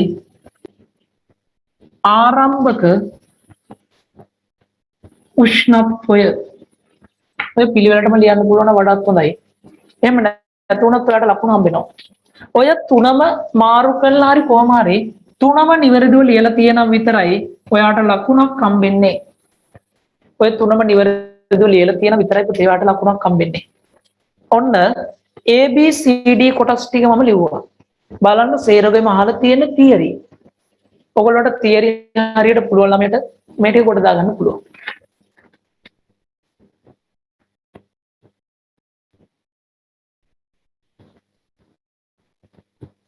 ඊළඟට පුතේ ඔන්න කියනවා E කියන කොටසේ අයිස් සූදානම් කිරීමේදී එය ජලයට එකතු කිරීමේදී මිශ්‍ර කිරීමේදී අනුගමනය කරන ක්‍රියා පිළිවෙත කුමක්ද? අයිස් සූදානම් කරන්නේ කොහොමද? එකතු කරන්නේ කොහොමද? මිශ්‍ර කරන්නේ කොහොමද? කොහොමද අපි ඔක කියන්නේ? කටපාඩමේ තියෙන ළමයින් ළඟ. කොහොමද මම ඔයගොල්ලන්ට කියලා දීලා තියෙන්නේ? දියවමින් පවතින කුඩා අයිස් කැබලි තෙතමාතු කරන කඩදාසි වලින් තෙතමාතු කර එකක් දිය වූ පසු එකක් ලෙස කැලරි මීටරය තුලට යොදා නොනවත්වා හොඳින් මන්තනය කර පද්ධතිය එළඹෙන අවම උෂ්ණත්වය මැනගන්න. පුතේ ඔය වාක්‍ය මම කිව්වේ ඔය මම 2012 සිද්ධාන්ත පන්තියේ ඉගෙන ගන්න වාක්‍යයක්. මේක YouTube දැම්මට මගේ ප්‍රිසික්ස් ගුරුතුමාට ලාල් දේවනාරායණ සර්ට ගොඩක් ස්තුතියි. ඕවා මම ඉගෙන ගත්ත දේවල් ඔය විදිහට මතක තියෙන්නේ ඒ සර් හින්දා. පන්තියේ උගන්වපු වාක්‍ය තාමත් හොඳට මතකයි. එහෙනම් මෙතන ලියද්දී අපි බලන්න ඕන ප්‍රධාන දේවල් තුනක්. අයිස් සූදානම් කරගන්න ඕන එකක්. ඊළඟට අයිස් මිශ්‍ර කරන එක තව එකක්. ඒ වගේම මේක පිළියෙල කරගන්න එක තව එකක්. සූදානම් කිරීම, එකතු කිරීමයි මිශ්‍ර කිරීමයි කියන තුනක්. අපට දීලා තියෙන පුතේ මේකේ මතක තියාගන්න ඕන මුල දීලා තියෙන විශාල අයිස් කැබලි. විශාල අයිස් කුට්ටියක්. අපි මේකෙන් කුඩා අයිස් කැබලි කඩා ගන්න ඕන පළවෙනියට. කටපාඩමින් අරක ලියුවට ලකුණු හම්බෙන්නේ නැහැ. අනිවාර්යයෙන්ම මේ ලොකු අයිස් කුට්ටිය කුඩා අයිස් කැබලි වලට කඩා ගන්න ඕන මුලින්ම. අන සූදානම් කිරීම කියන්නේ ඒක. සූදානම් කිරීම කියන්නේ ඒක. සූදානම් කිරීම. ඒකට ලියන්න ඕන සූදානම් කරන්නේ කොහොමද? කුඩා අයිස් කුට්ටිය කුඩා කැබලි වලට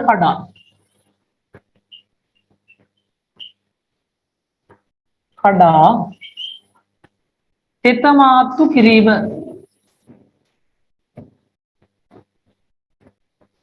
ඔන්න අයිස් ටික සූදානම් කරගන්න විදිය. සූදානම් කරගන්න අර කුඩා අයිස් කැබලි වලට මෙයා කඩා ගන්න ඕන අයිස් කුට්ටිය. කඩලා ඔයා දියවෙමින් පවතිනකොට තෙත මාත්තු කරන කඩදාසි වලින් මෙයා තෙත මාත්තු කරගන්න ඕන. මෙන්න මේකට පුතේ දීලා තියෙනවා එක ලකුණක්. හරි. ඊළඟට අපිට කරන්න ඕන මේවා එකතු කරන්න ඕන කොහමද?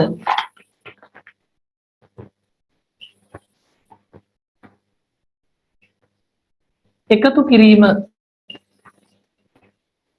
එකතු කරන්න ඕන කොහොමද?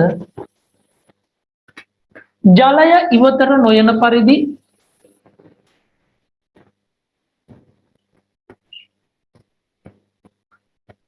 එකක් දිය වූ පසු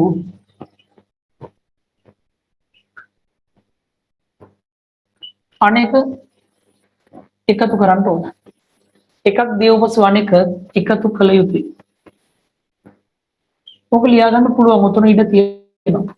ඔතන පුතේ මෙන්න මේකේ අයිස් කුට්ටිය කුඩා කැබලි වලට කඩනවා කියන එක. කුඩා කැබලි වලට කඩනවා කියන එකයි තෙත මාත්තු කිරීමයි කියන දෙකම තිබෙන විතරයි ලකුණු හම්බෙන්නේ. මෙතන එකකට පසු එකක් ජලය ඉවතර නොයන පරිදි වෙන්න ඕන. එකක් දිය වූ පසු අනෙක. ඔය දෙකම තියෙන විතරයි ලකුණු හම්බෙන්නේ. ඔය වචන වලින් එකක් හරි නැති වුණොත් ජලය ඉවත් වෙන නැතිව කියන එක කියවෙන්නත් ඕන. එකක් දිය වුණාට පස්සේ අනිත් එක කියන්නත් ඕන. මොනෑම ආකාරයෙන්ම කියවෙන්න ඕන. එහෙම නැති වුණොත් ලකුණු හම්බෙන්නේ නැහැ. ඊළඟට මිශ්‍ර කිරීම කියන එක ගත්තොත් අයිස් මිශ්‍ර කිරීම. මිශ්‍ර කිරීම කියන එක ගත්තොත් දැල් කොටු මන්තයක් පාවිච්චි කරලා මිශ්‍ර කරන්නේ. දැල් කොටු මන්තයක්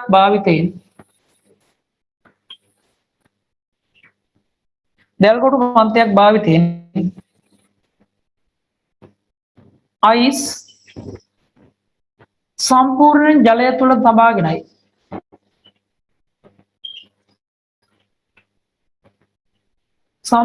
ජලය තුල තබාගෙනයි පුතේ අපට සිදු වෙන්නේ මේක දැල් කොටු මන්තය කියන එකට වැදගත්. ඒක නැත්නම් ලකුණු හම්බෙන්නේ නැහැ. දැල් කොටු මන්තයක් පාවිච්චි කරලා අයිස් සම්පූර්ණයෙන්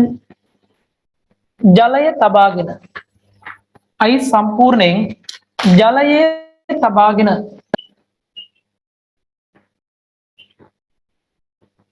තමා පරීක්ෂණය සිදු කරන්න ඕන. මෙන්න මේක ලියලා තියෙනවා නම් ලකුණක් හම්බෙනවා. සම්පූර්ණයෙන් ජලය තියෙන්න ඕන. ඒ වගේම දැල් කොටු මන්තයක් පාවිච්චි කරන්න ඕන.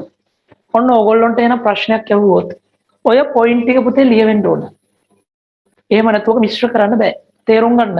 මේකටම හේතුවක් තියෙනවා. කුඩා අයිස් කැබලි වලට කඩන්නේ මොකද? එතකොට අපි දන්නවා මෙයාගේ උෂ්ණත්වය අනිවාර්යෙන් සෙල්සියස් 0යි. නැත්නම් ඇතුලේ ඊට වඩා අඩු වගේක් තියෙන්න පුළුවන්. විශාල කුට්ටිවල. ඊළඟට තෙත මාත්තු කරන්නේ මොකද? ඕකේ දිය වෙමින් පවතින ජලය එකතු වුණොත් පරීක්ෂණයේ දෝෂ සහිතයි. හේතුව මොකක්ද? විලයනයේ විශිෂ්ට ಗುಪ್ತතාපය ඉතා විශාල අගයක්. අන්න විලයනයේ විශිෂ්ට ಗುಪ್ತතාපය පුතේ ඉතා විශාල අගයක් නම් වැරදිලාවත් ජලය එකතු වුණොත් ඒවත් දිය වෙච්ච අයිස් විදියට සැලකෙන්නේ. ගණනදී විශාල ලෙස දෝෂ වෙන්න පුළුවන්. ජලය එළියට ගියොත් ඒත් දෝෂයි. එකක් දිය වුණාට පස්සේ අනිත් කෙනා දාන්නේ උෂ්ණත්වය අපිට අවශ්‍ය දැන්දි පාලනය කරගන්න. දැල්කොටු මන්තයක් පාවිච්චි කරන්නේ මොකෝ? අයිස් පාවෙනෙක් වළක්ව ගන්න. සම්පූර්ණයෙන් ජලය ගිල්ලුවේ මොකෝ? ඔක වාතයත් එක්ක නැත්තම් තාප වමාරුවට දායක වෙනවා. අන්න ඒක වළක්වන්න. හරි. ඔන්න පුතේ E කොටස ලිව්වා. ඊළඟට යන අපි F කොටසට අයිස් එකතු කිරීමෙන් පසු ඔබ ලබා ගන්නා ඉතිරි පරීක්ෂණාත්මක මිනුම් සඳහන් කරන්න. අන්න මිනුම්. පරීක්ෂණයේදී ලබා ගන්න අනිත් මිනුම් මොනවද? මෙන්න පද්ධතියේ අවම උෂ්ණත්වය. අනිත් එක තමයි අපි ලබා ගන්නවා පද්ධතියේ අවසාන ස්කන්ධය.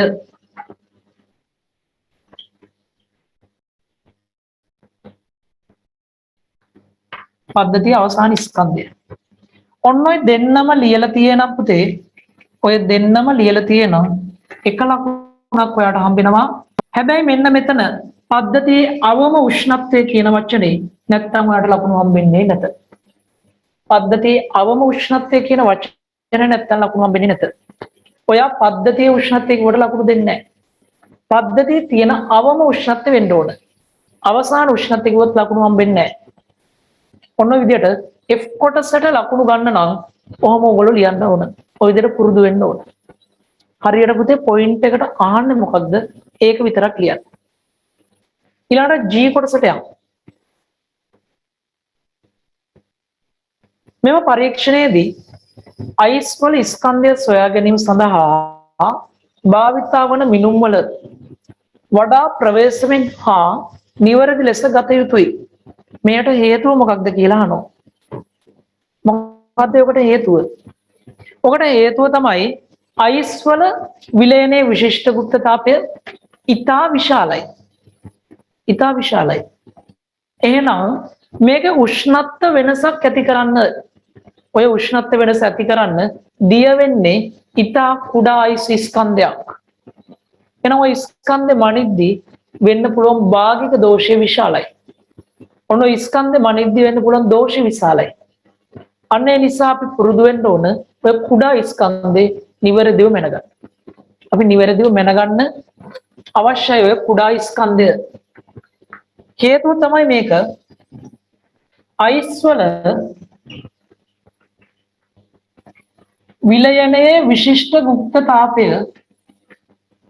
විලයනයේ විශිෂ්ට ಗುಪ್ತතාපය ඉතා විශාලයි. ඉතා විශාලයි.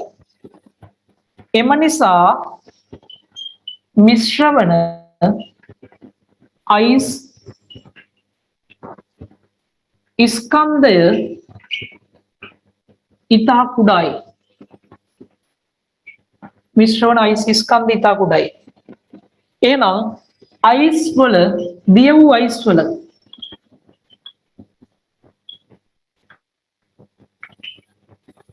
ස්කන්ධ ලබා ගැනීමේදී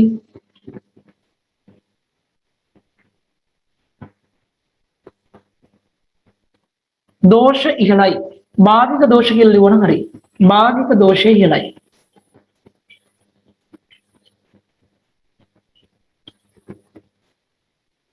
ඔන්නෝක ලියලා තියෙනවා නම් පුතේ ඔයා කියවෙන්න ඕන අයිස් වල විලයනයේ විශිෂ්ට ಗುಪ್ತතාපිතා විශාලයි. එහෙනම් මේක මිශ්‍ර වන අයිස් ස්කන්ධ ඉතා කුඩා ප්‍රමාණයක්. ඔය මිශ්‍ර වෙන ස්කන්ධෙ මනිද්දී දෝෂ සහිත බව වැඩි. භාවික දෝෂ නැත්නම් ප්‍රතිශත දෝෂ වැඩි. මෙන්න මේකට ඔයාට එක ලකුණක් දීලා තිබේ. ඔන්න ඔය විදියටයි පුතේ 2012 දෙවනි ස්ට්‍රක්චර් ප්‍රශ්නේ සාකච්ඡා වෙන්නේ. මේකට අදාළව ඔයගොල්ලෝ තව 1995 ගැටලුවයි 2005 ස්ට්‍රක්චර් එකයි දෙකක් කරන්න. ඔන්න දෙන්නත් කරා නම් මම හිතනවා ඔයගොල්ලන්ට පැට්‍රිකල් එක පිළිබඳව තව දුරටත් අවබෝධයක් එයි. ඒත් එක්ක ඔයගොල්ලන්ට වෙලා තියෙන තාම කරපු නැති ළමයි. ඔය පැට්‍රිකල් දෙකක් කළා මේ පැට්‍රිකල් එකත් අරගෙන ඔයාගේ සිද්ධාන්ත පොතේ තියෙන පැට්‍රිකල් එකත් අරගෙන වැදගත් කරුණු ටික කොලයකට පොයින්ට් අවුට් කරන්න.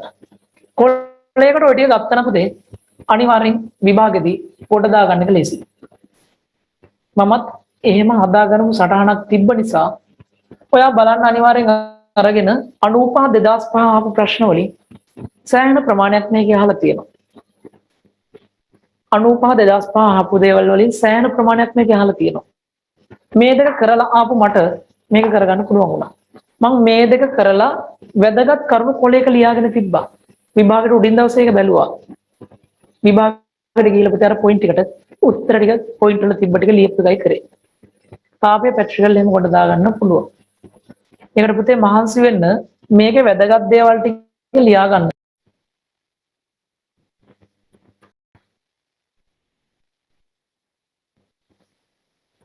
ඔබද තුන්වෙනි ප්‍රශ්නෙට ගියාම කියනවා සුදු සුස් ප්‍රස්ථාරයක් ඇඳීම මගින් කාච සූත්‍රය සත්‍යාපනය කළා. උත්තල කාචයක නාම්බිය දුර නිර්ණය කිරීමට ඔබට නියමිතව ඇත. උත්තල කාචයක නාම්බිය දුර හොයන්න යන්නේ. මේ තියෙන පුතේ පැට්‍රිකල් නම්බර් 21. ඒ සඳහා භාවිතා කළ හැකි අර්ධ වශයෙන් සකස් කරන ලද ඇටවුමක් පහත රූපයේ දැක්වේ. ඔන්න රූප සටහනේ දීලා තියෙනවා අර්ධ විදියට හදපු රූප සටහනක්. U කියන්නේ වස්තු දුර. P1 කියන්නේ කවුද? P1 කියන්නේ වස්තු කූර. L කියන්නේ කාචේ. හරි. නිවේශන කූරු දෙකක් තියෙනවා P2 P3 කියලා. එකක් දිගයි P2 කියන කෙනා කොටයි P3 කියන කෙනා දිගයි. S කියන්නේ සුදු කඩදාසියක් සහිත තිරයක් ඔයගොල්ලන්ට දීලා තියෙනවා. සුදු කඩ තිරයක් සුදු කඩදාසියක් නෙවෙයි සුදු කඩ තිරයක් සුදු රෙද්දකින් හදපු තිරයක් S කියන්නේ. P1 මත ලකුණු කරලා තියෙන X වල පැමිණෙන ආලෝක කිරණ දෙකක් සැලකිල්ලට ගනිමින් P1 වල වස්තු කූරේ ප්‍රතිබිම්බය නිශ්චය කර ගැනීමට සුදුසු කිරණ සටහනක් අදින්න. මම හිතනවා මේ ගානේ මම ওই X වලට අදාළ කිරණ සටහනක් පස්සේ අඳින්නම්. මේකේ කිරණ සටහන ඔයගොල්ලන්ට ඇදලා පෙන්නන්නම්. පැට්‍රිකල් එක කරන විදිහ කියලා දෙන්න. කියලා දීලා එතනින් පස්සේදී ප්‍රශ්න වලට උත්තර ලියන්න යන්න. මේවයි පුතේ කරන්නේ. අපි යන්නේ උත්තල කාචක නාම බිය දුර හොයන්න. මෙන්න මේ විදිහට අපි කරන්නේ ආධාරකයක සවි කරගන්න උත්තල කාචයක්. මේ උත්තල කාචයක් සවි කළා මේ විදිහට උත්තල කාචයක් සවි කළා මෙන්න මෙයාගේ ප්‍රධාන අක්ෂය තියෙන ওই විදිහට. ඔය තියෙන පුතා ප්‍රධාන අක්ෂය. ඔන්න උත්තල කාච නාම්බිය දුර ඔන්න F1. මේකලින් තමයි තියෙන්නේ F1. ඕගොල්ලෝ මෙච්චර කල් ඇඳලා තියෙන මතක් කරන්න ප්‍රධාන අක්ෂයෙන් උඩ තියෙන වස්තුවක ප්‍රතිබිම්බ තමයි එන්නේ. දැන් අද අපි විශේෂ දෙයක් කරනවා. මෙතෙන්දි කරන්නේ ප්‍රධාන අක්ෂයට පහලින් ඔය විදිහට වස්තු කූරක් තියාගන්න P1යි.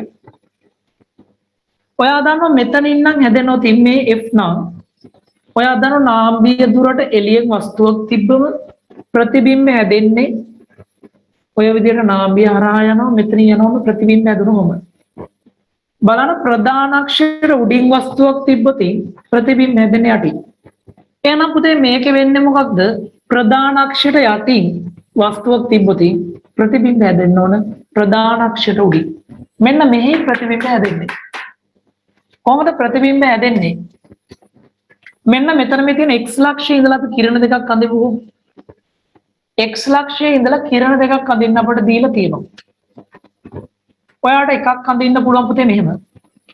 මේ ප්‍රධාන අක්ෂය හරහා යන්නේක ඔය කිරණ ඔය විදිහට දිගටම ගමන් කරනවා. ඒක හරි. ඊළඟට මෙන්න මේ දුරට සමාන දුරකින් මේ පැත්තේ නාභිය පවතිනවා. මේ දුරට සමාන දුරකින් මෙන්න මෙතන නාභිය. මේ x කියන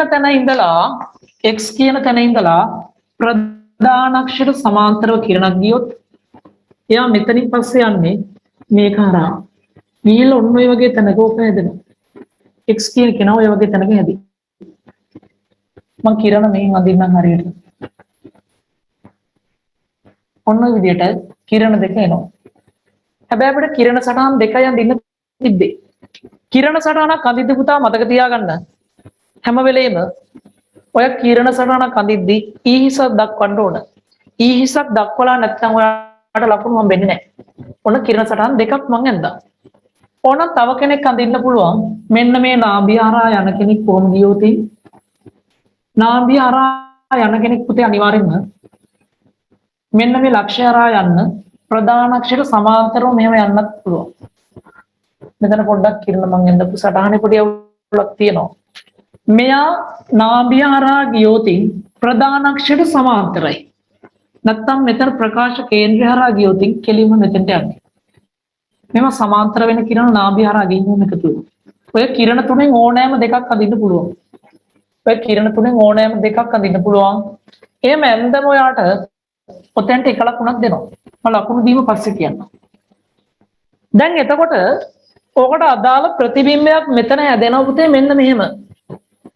මෙතන හැදෙන ප්‍රතිබිම්බෙන් මොන එකක්? තාත්විකයි.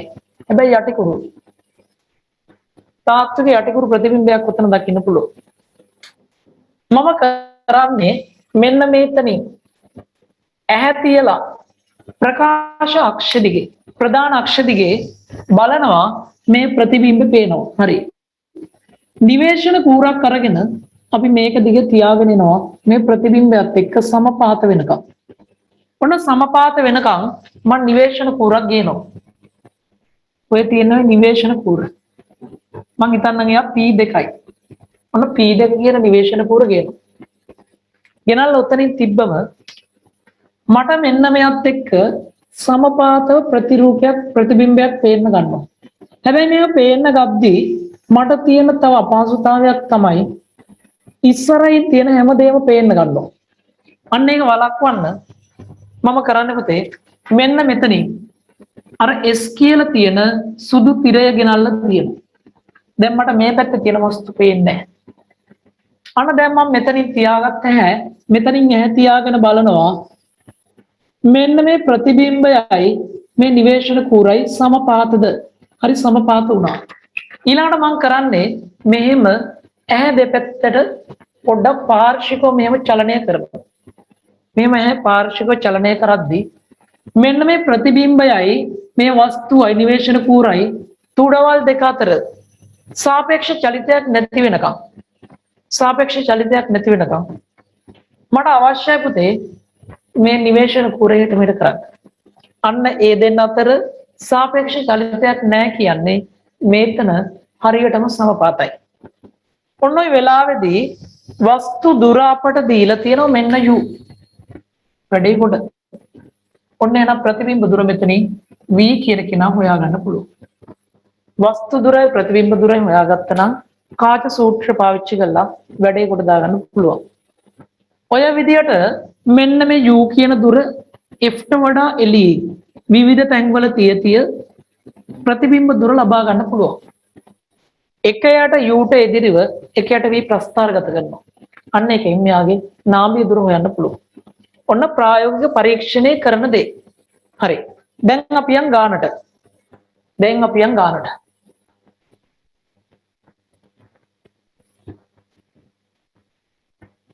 ගාන කියනවා P1 මත ලකුණු කරලා තියෙන x ලක්ෂයේ කිරණ දෙක සැලකිල්ලටගෙන ප්‍රතිබිම්බය නිශ්චය කිරීම සඳහා සුදු කිරණ සටහනක් අඳින්න නාභිය දුරවල් දීලා x දීලා. ඔයාට පුළුවන් මෙන්න මෙතනින් ප්‍රධාන අක්ෂ දිගේ එකක් ගියා. ප්‍රධාන අක්ෂයට සමාන්තරව f හරහා ගිහිල්ලා මෙහෙට එකක් ගියා. රූලක් පාවිච්චි කරන්න. ප්‍රකාශ කේන්ද්‍රය හරහා තව එකක් යන්න මෙතන ප්‍රතිබිම්බය හැදෙන තැන හොයාගන්න පුළුවන්. එහෙම නැත්නම් මෙතනින් මේ නාභිය හරහා මෙහෙම ගියා. එයා සමාන්තරව මෙහෙට යන්න ඕන.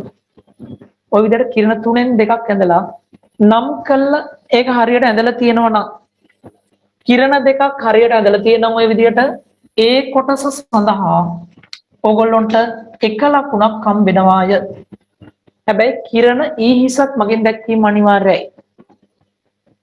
අංක 2 ඔබ අඳින ලද ස්ථානයේ S තැබීමේට ඇති අවශ්‍යතාවය B වල එක කියනවා S කියන කෙනා නිවැරදි වැඳ දක්වන්න. B වල එක S කියන කෙනා නිවැරදි වැඳ දක්වන්න. මෙන්න මේ පැත්තෙන් මෙයට මේ වස්තුවට වඩා වම් පැත්තේ ඔයා තිරය ඇඳලා තියෙනවා නම් ඔයාට එක ලකුණක් උදෙන්ට හම්බෙනවා. හැබැයි තියෙන්න ඕන මෙන්න මෙතෙන්ට වම් පැත්තේ. මේ ඇඳලා තිබ්බොත් වැරදි. ඔතෙන්ට හම්බෙනවා එක ලකුණක්. ඒකට හේතුව මොකක්ද කියලා අපෙන් දෙවණියට අහනවා. එහෙම තිබ්බට පස්සේ මොකද වෙන්නේ? අනවශ්‍ය වස්තුන්ගෙන් වන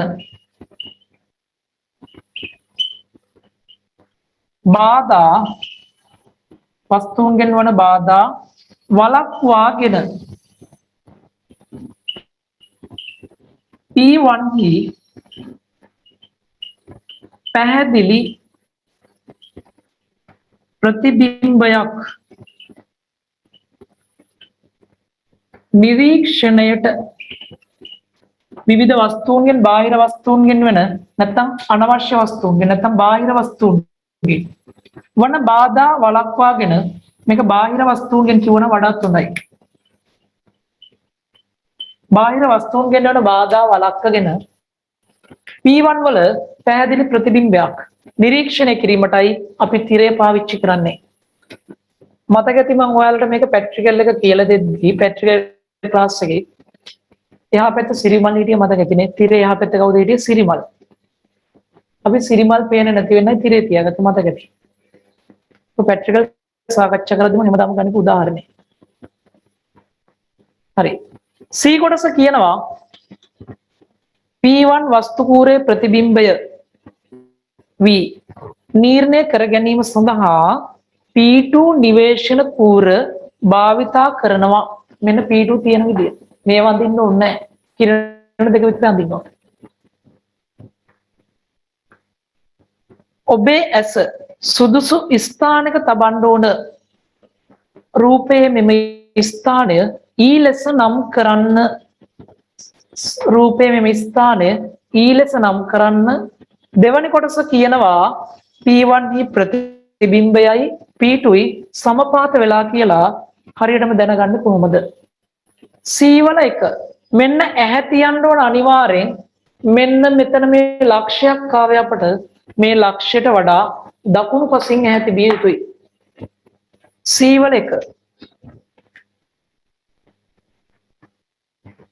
ඇස තියෙන්න ඕන පුතා මෙන්න මේ ලක්ෂයට වඩා දකුණු පසින්. ඒ වගේම කොහෙද? ප්‍රධාන අක්ෂය දිගේ.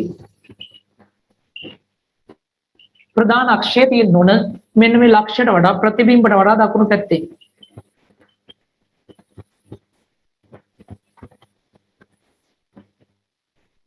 දකුණින් තමයි E කියන කෙනා තියෙන්න ඕන. E කියන කෙනා නම් මෙන්න මෙතන. මේ හරිය තැනක් ලියන්න පුළුවන්.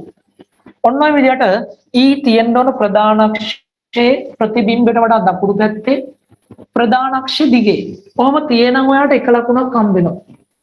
එක ලකුණක් හම්බ වෙනවා.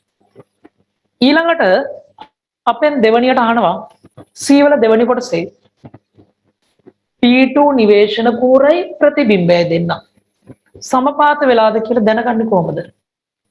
ඇස පාර්ශ්වික විස්ථාපනය කරන විට ප්‍රතිබිම්බයයි නිවේශන කූරයි සාපේක්ෂ චලිතයක් නොමැතිනම් ඒ දෙන්න සමපාත වෙලා.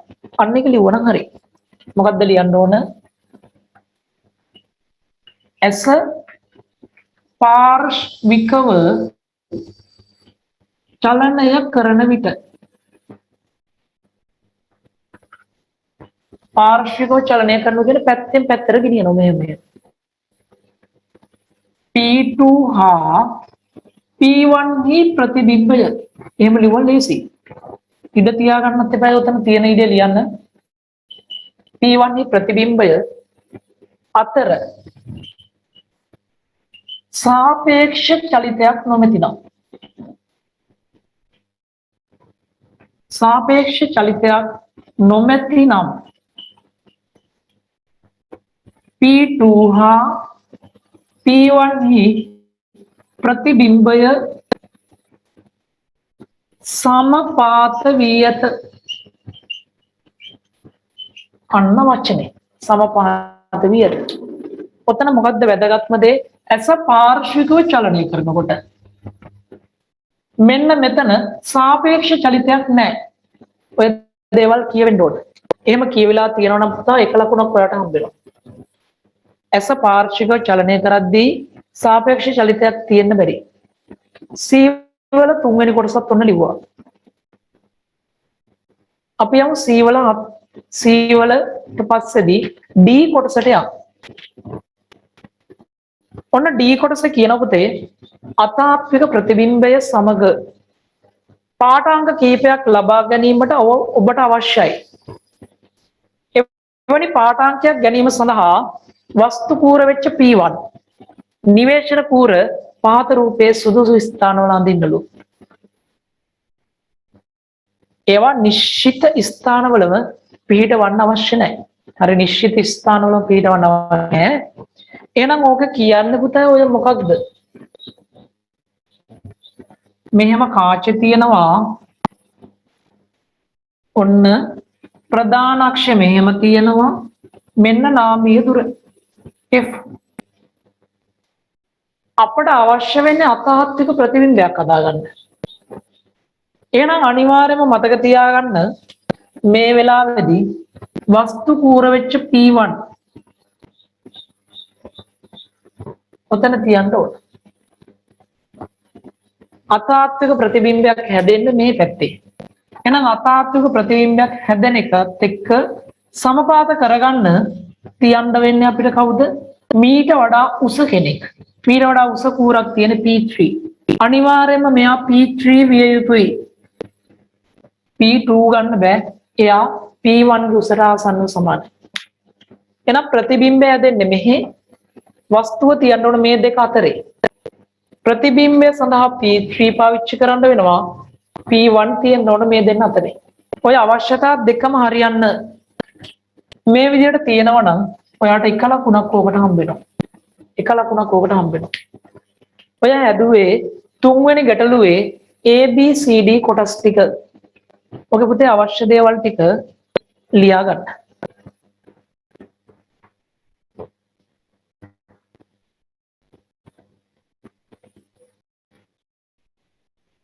අපි ඊළඟ කොටසට යමු.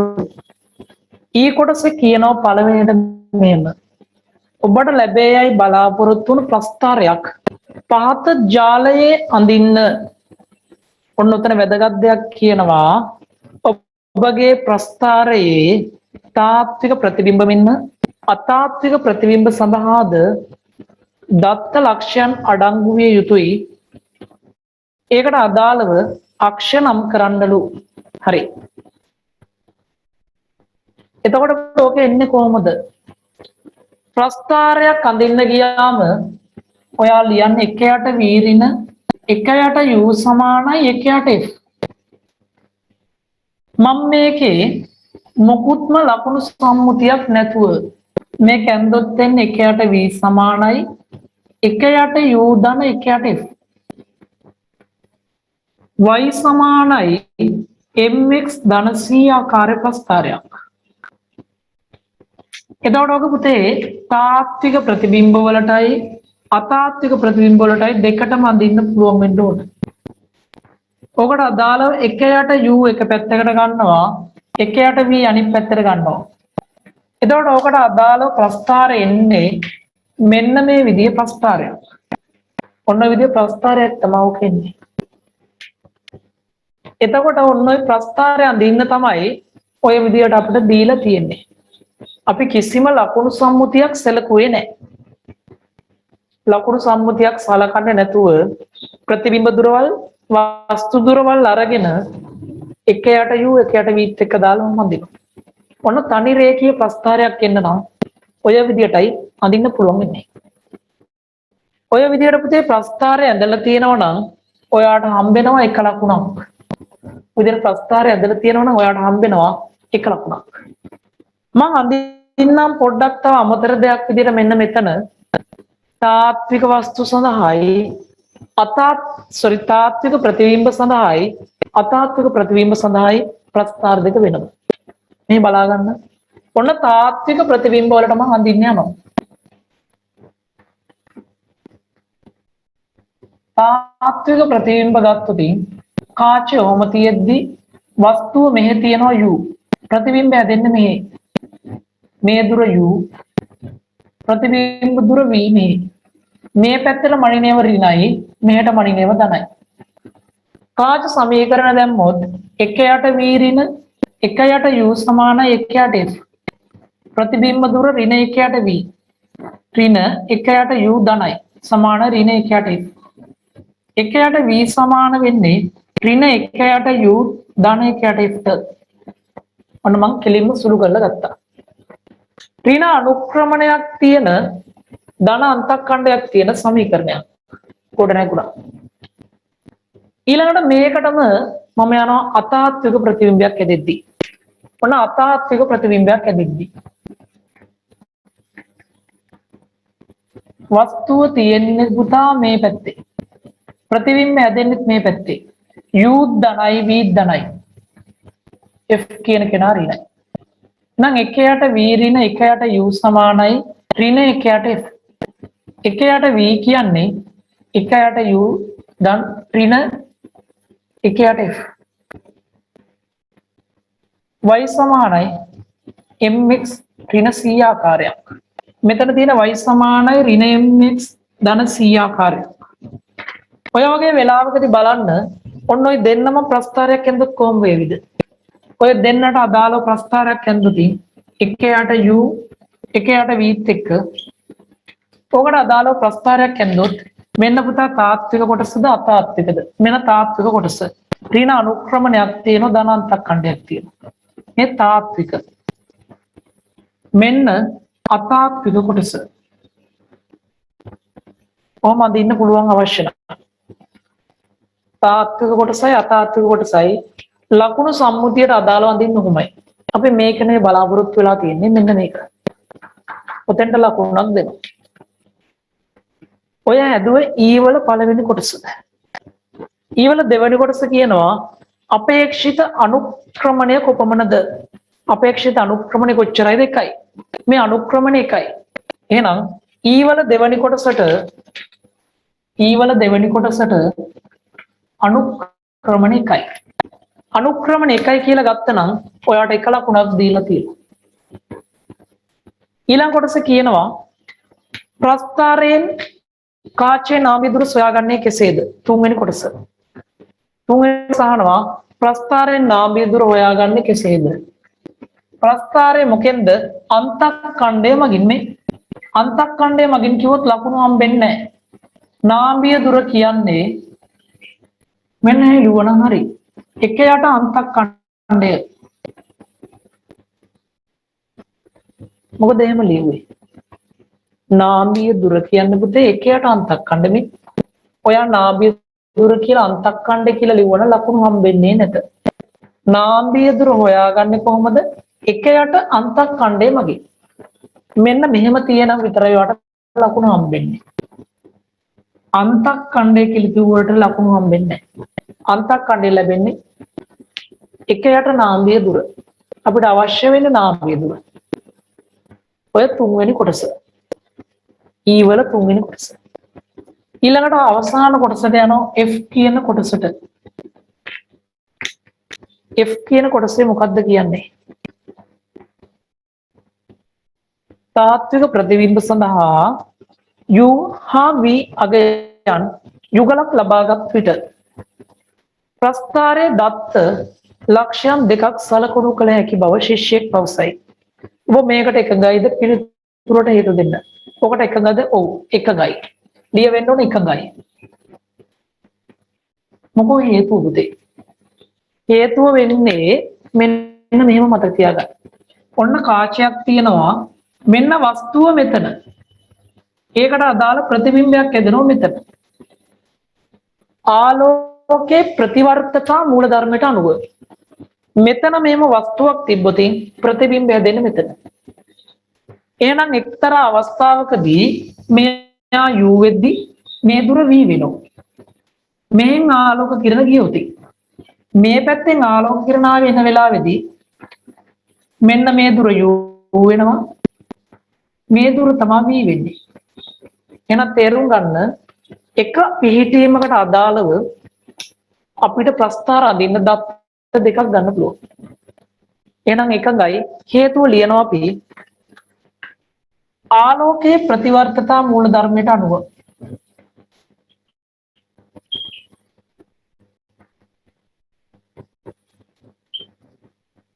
මූල ධර්මයට අනුව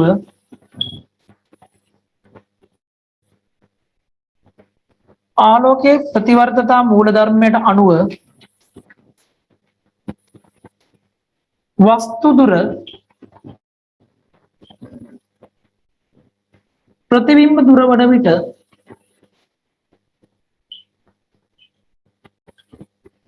ප්‍රතිබිම්බ දුර වස්තු දුර වේ.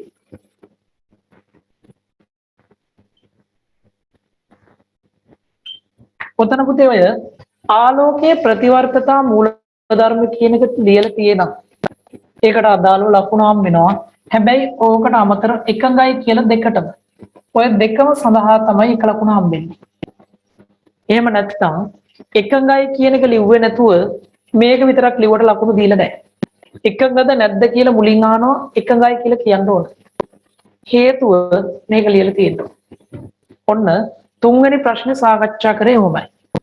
ඔය පැට්‍රිකල් නම්බර් 21. මේකෙන් පුතේ පාස් පේපර් ඇවිල්ලා තියෙනවා මෙන්න මේ දේවල් ටික. හරියට බලා ගන්න.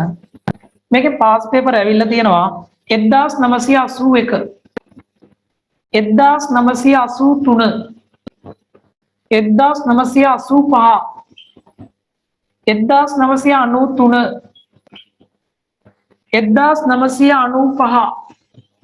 1996 2004 2010 2015 මේ කතා කරේ 2012. ඔන්න මේකෙන් ඇවිල්ලා තියෙන පාස් පේපර්ස් ටික. ඔන්න ඔය ටික පුතේ කරවුත් මේ පැට්‍රිකල් එක කොට දාගන්න එක ගේමක් නැති වෙයි. අවශ්‍ය දේවල් ටික ලියා ගන්න හැමෝම පුළුවන් නම් ඔන්න ඔය පාස් පේපර් ටිකත් කරන්න try එකක් දෙන්න.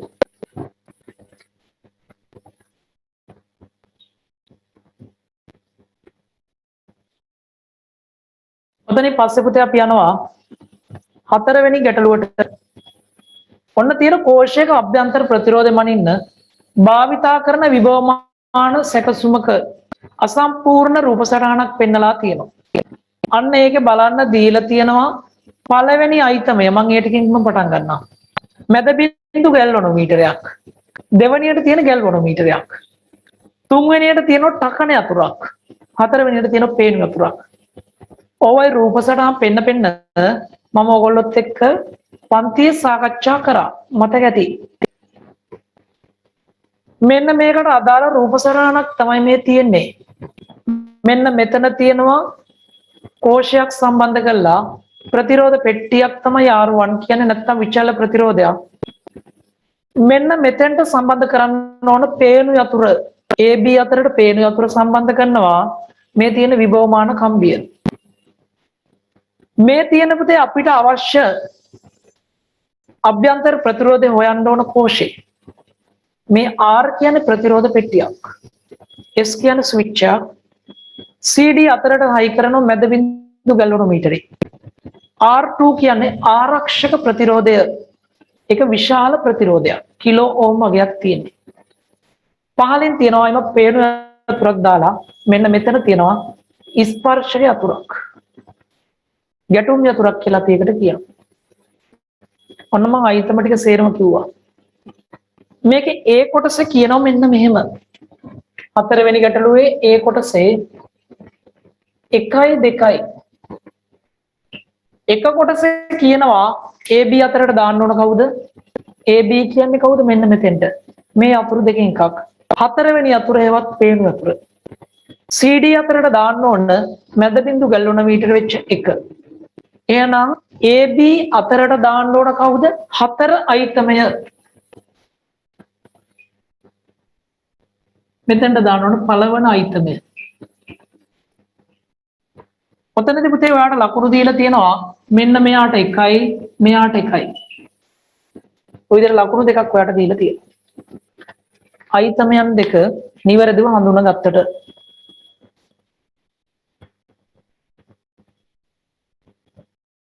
ඊළඟට අපෙන් කියනවා මම රූපය අඳින්න යන්නේ මෙම පරීක්ෂණයේදී උපකරණය නිසි ලෙස සකස් කළා. හරි. සන්තුලන දිගවල් දෙකක් ලබාගත යුතුය. ඒ මොනවාද? කෝෂයේ අභ්‍යන්තර ප්‍රතිරෝධය හොයන්න නම් අපි මුලින්ම කරන්න ඕන පුතේ මෙන්න මේ S කියන ස්විච් එක විවෘතව තියෙද්දි මේක සන්තුලන දිගක් ලබා ගන්නවා. ඔය වෙලාවෙදි ලැබෙන්නේ කෝෂයේ විද්‍යුත් ගාමක බලය. ඊළඟට දෙවණියට කරන දේ S කියන ස්විච් එක සංවෘත කළා සන්තුලන දිගක් ලබා ගන්නවා. එතකොට ලැබෙන්නේ මේ කෝෂයේ දෙකලවර විභවාන්තරය. එතෙන්දි ලැබෙන්නේ කෝෂයේ දෙකලවර විභවාන්තරය. ඔන්න ඔය දෙක පාවිච්චි කළා අපට පුළුවන් පුතේ සන්තුලන දිග දන්නවනම් අභ්‍යන්තර ප්‍රතිරෝධය හොයන්න. මම රූප සටහනක් දාලා වැඳ ගන්නවා. දල රූප සටහනක් ඇඳ ගන්නවා. මෙන්න විභවමාන කම්බිය මෙන්න මෙතන තියෙනවා R කියන විචල්්‍ය ප්‍රතිරෝධය R1යි මෙතන ස්විච් එකක් තියෙනවා ඔන්න විභවමාන කම්බිය මෙතනට සම්බන්ධ කරනවා කෝෂයයි අභ්‍යන්තර ප්‍රතිරෝධය R විද්‍යුත් ගාමක බලය E මෙතනට සම්බන්ධයි ප්‍රතිරෝධ පෙට්ටියක් හරි මෙයා සම්බන්ධ කරා මැද බිඳු ගැල්වණු මීටරයකට මෙයත් එක්ක ශ්‍රේණිගතව සම්බන්ධ කළා අධික ප්‍රතිරෝධයක් පේන යතුරක් දාගත්තා. ඔන්න ගැටුම් යතුර තියාගත්තා. මෙන්න මෙතනින් මේකට ස්විච් එකක් දාලා S කියලා. මොකද වෙන්නේ පුතේ? පළවෙනියට ධාරාවක් ගලන්නේ නැති වෙලාවේ සන්තුලන වෙන්නේ මෙන්න මේ විද්‍යුත් ගාමක බලයට අදාළව සන්තුලන දිගක් එන්නේ. ස්විච් එක ඔන් කරාට පස්සේ මේ දෙකලවර විභවාන්තරයට අදාළව තමයි පුතේ මේකේ පාඨාංකයක් කියවෙන්නේ. එහෙනම් අවස්ථා දෙකට අදාළ මිනුම් දෙක මොනවද? ගන්න සන්තුලන දිගවල් දෙක. පළවෙනි එක තමයි S විවෘත විට සන්තුලන දිග. දෙවෙනි එක තමයි S සංවෘත විට සන්තුලන දිග. ඔන්න ඔය දිගවල් දෙක තමයි පුතේ ලබා ගන්නේ. S විවෘත වෙලාවේ සන්තුලන දිග ලබා ගන්නවා කියන එකට එක ලකුණක් දෙනවා. S සංවෘත වෙලාවේ ලබා ගන්නවා කියන එකට එක ලකුණක් දෙනවා. ඔය විදිහට ලකුණු දෙකක් දීලා තියෙනවා. සමහර ළමයි ලියලා ඇති කෝෂය තුලින් ධාරාවක් නොගලන විට දෙකලවර විභවාන්තරයට අදාළව සන්තුලන දිගයි කෝෂය තුලින් ධාරාවක් ගමන් කරන විට ඊට අනුරූප සන්තුලන දිගයි. එහෙම ලිව්වත් ඔයාලට ලකුණු හම්බෙයි. එච්චර ලියන්න ඕන දැහැලි නෑ. මේ S කියලා ස්විච් එකක් දීලා තියෙනම් ඒක දිහා බලාගෙන ලියන්න පුතේ. වැඩේ කොට දාගන්න ලේසි. ඔය හැදුවේ B කොටස. ඊළඟට යන් අපි C කොටසට. ශිෂ්‍යයෙකු ලබාගත් සන්තුලන දිගවල් දෙකක් දීලා 90යි 80යි R ගණනය කරන්නලු. මෙම මිනුම් ගැනීමේදී කැපිටල් R කියන අගය 5යිලු. කැපිටල් R කියන ප්‍රතිරෝධ පෙට්ටිය අගය 5යි. හරි. මෙන්න මේ විදිය ලොකු ඉඩක් දීලා තියෙනෝනේ. ලොකු ඉඩක් දීලා තියෙද්දී මම නම් කරන්නේ මේක හරි මැදින් දෙකට බෙදනවා. මේ පැත්තේ හදලා ඉතුරු ටික මේ පැත්තේ හදනවා ලස්සනට වැඩේ කොට දාගන්න පුළුවන්.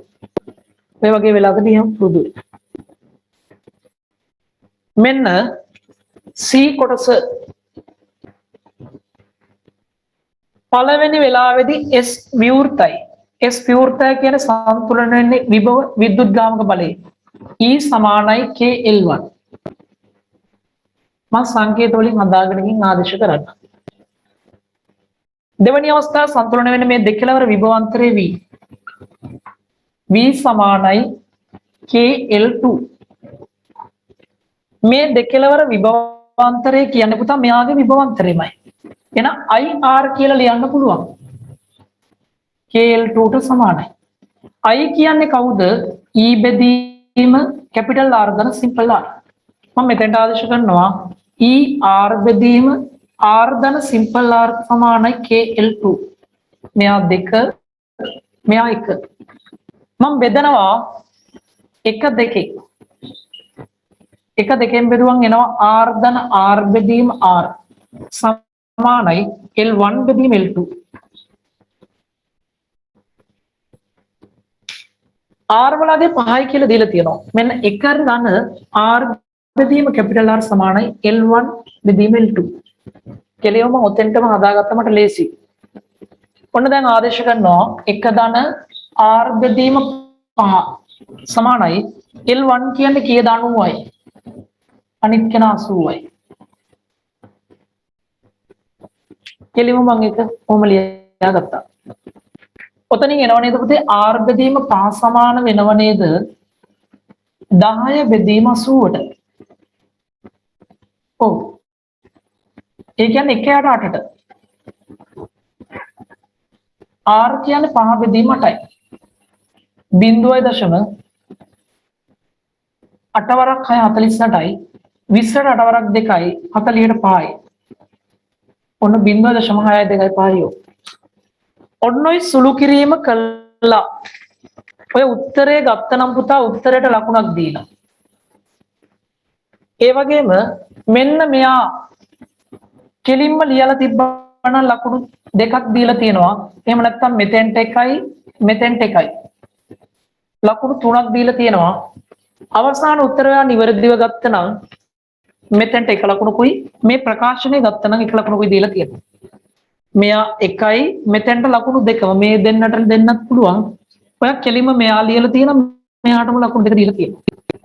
ඔය විදියටයි ඕකට ලකුණු බෙදලා තියෙන්නේ. ඔය හැදුවේ C කොටස. D කොටසට යමු.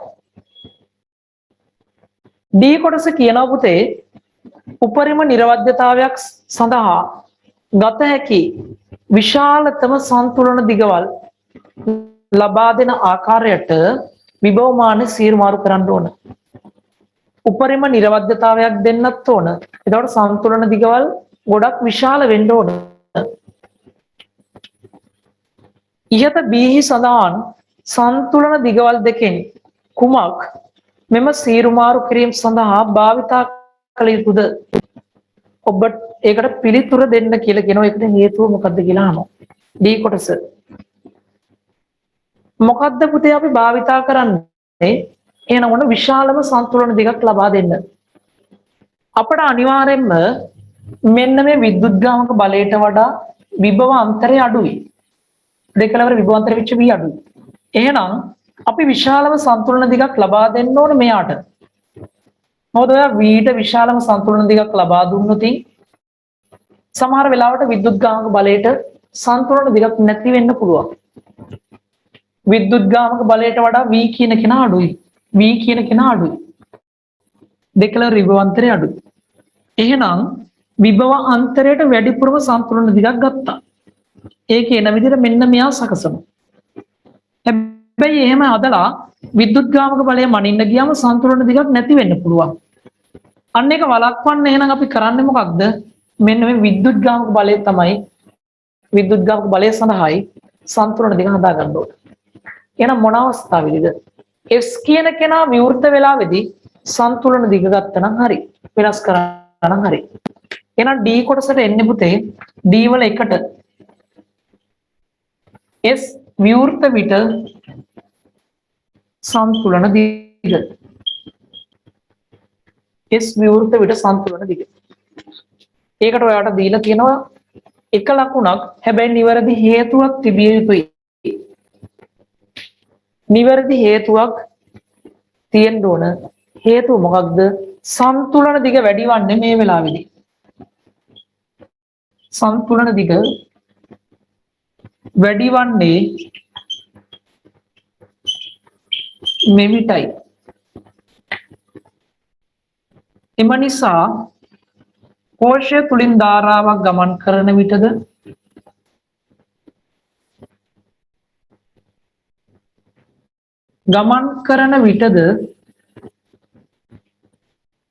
සන්තුලන දිගක් පවතී. සන්තුලන දිගක් පවතී. ඔන්න ඔය නිසයි එහෙනම් අපි ඒකට හදාගත්තේ. තේරුණා නේද? කෝෂය තුලින් ධාරාවක් නොගලන වෙලාවේ සන්තුලන දිගක් තියෙනවා කියන්නේ කෝෂ තුලින් ධාරාවක් යද්දී අනිවාර්යයෙන්ම සන්තුලන දිගක් තියෙනවා. හැබැයි ඔයා කෝෂ තුලින් ධාරාවක් යද්දී මේ පරාස වැඩි කළොත් මෙතනින් සන්තුලන දිග ගත්තා. හැබැයි කෝෂෙන් ධාරාවක් නොගලන වෙලාවේ සන්තුලන දිගක් හොයාගන්න බැරි වෙන්න පුළුවන්. අන්නේ දේ තමයි කිව්වේ. ඔන්න පුතේ ABCD කොටස් වලට D වල එකකට උත්තර දීුවා. D වල දෙවෙනි කොටස මොකද්ද? ඒකටත් උත්තර ලියන්න යන්න. කුමන අයිතමය මගින් මේක සීරුමාරු කරනවද? R1 ප්‍රතිරෝධය මගින් තමයි සීරුමාරු කරන්නේ. එහෙනම් D වල දෙවෙනි එකට එන්නේ R1. R1 කියලා තියෙන ලකුණක් හම්බ වෙනවා. R1 කියලා තියෙන ලකුණක් හම්බ වෙනවා. ඔන්න ABCD කොටස් ටික ඉවරයි. තව අපිට තියෙන්නේ E කොටස විතරයි මේක සාකච්ඡා කරන්න. ඔතනින් පුතේ වැදගත් දේවල් ටික ලියා ගන්න මම පොඩි වෙලාවක් දෙන්නම්.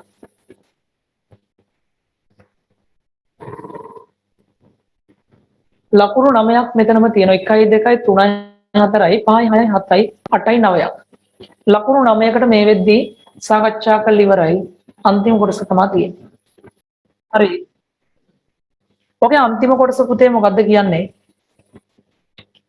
ඉහත B යටතේ මිනුම් ලබා ගැනීමේදී 5 ඕම් වලට වඩා බොහෝසේ විශාල ප්‍රතිරෝධයක් R සඳහා භාවිතා කරනවා. සිම්පල් R සඳහා ඔබ අපේක්ෂා කරන්නේ වඩා වැඩි නිර්වද්‍යයක්ද වඩා අඩු නිර්වද්‍යයක්ද? ඔබේ පිළිතුරට හේතු දක්වන්න. ඔන්න මොකද වෙන්නේ? මෙන්න මේ R කියන කෙනා ඉතා විශාල අගයකට යද්දී R කියන කෙනා ඉතා විශාල අගයකට යද්දී මේකෙන් ගලන ධාරාව අඩු වෙනවා. අඩු වෙනවා කියන්නේ මේ දෙකලවර විභවාන්තරය ඊට සමාන වෙනවා. ඊට ආසන්න වශයෙන් සමානයි. එතකොට ලැබෙන සන්තුලන දිගවල් දෙක ආසන්න වශයෙන් සමානයි. ලැබෙන සන්තුලන දිගවල් ආසන්නව සමාන වෙනවා. අන්න පුතේ එතකොට මේකෙන් මනින මිනුම් ආසන්නව සමානයි කියන්නේ අභ්‍යන්තර ප්‍රතිරෝධේ නිර්වද්‍යතාව අඩු වෙනවා. එහෙනම් මොකක්ද හේතු? ඉස්සෙල්ලම ලියන්න ඕන නිර්වද්‍යතාව අඩු වෙයි.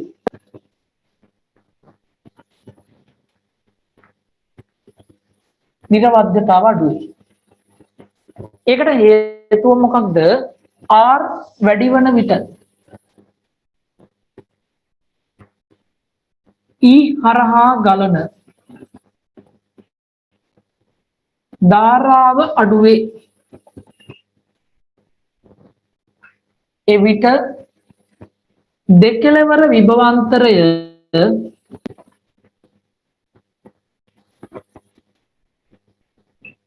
වරහන් V ඊට සමාන ඊට ආසන්නව සමානයි. ඊට ආසන්නව සමානයි. එවිට ලැබෙන සන්තුලන දිගවල්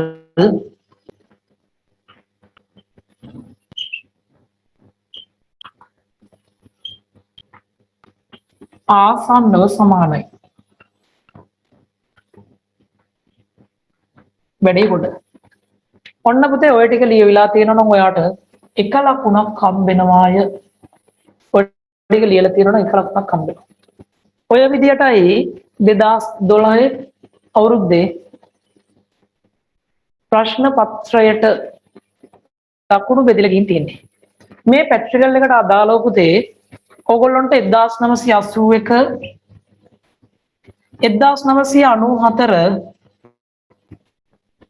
2015 අවුරුදු වල තියෙන අනිත් ස්ට්‍රක්චර් ප්‍රශ්න ටිකත් අවශ්‍ය ළමයි කරන්න.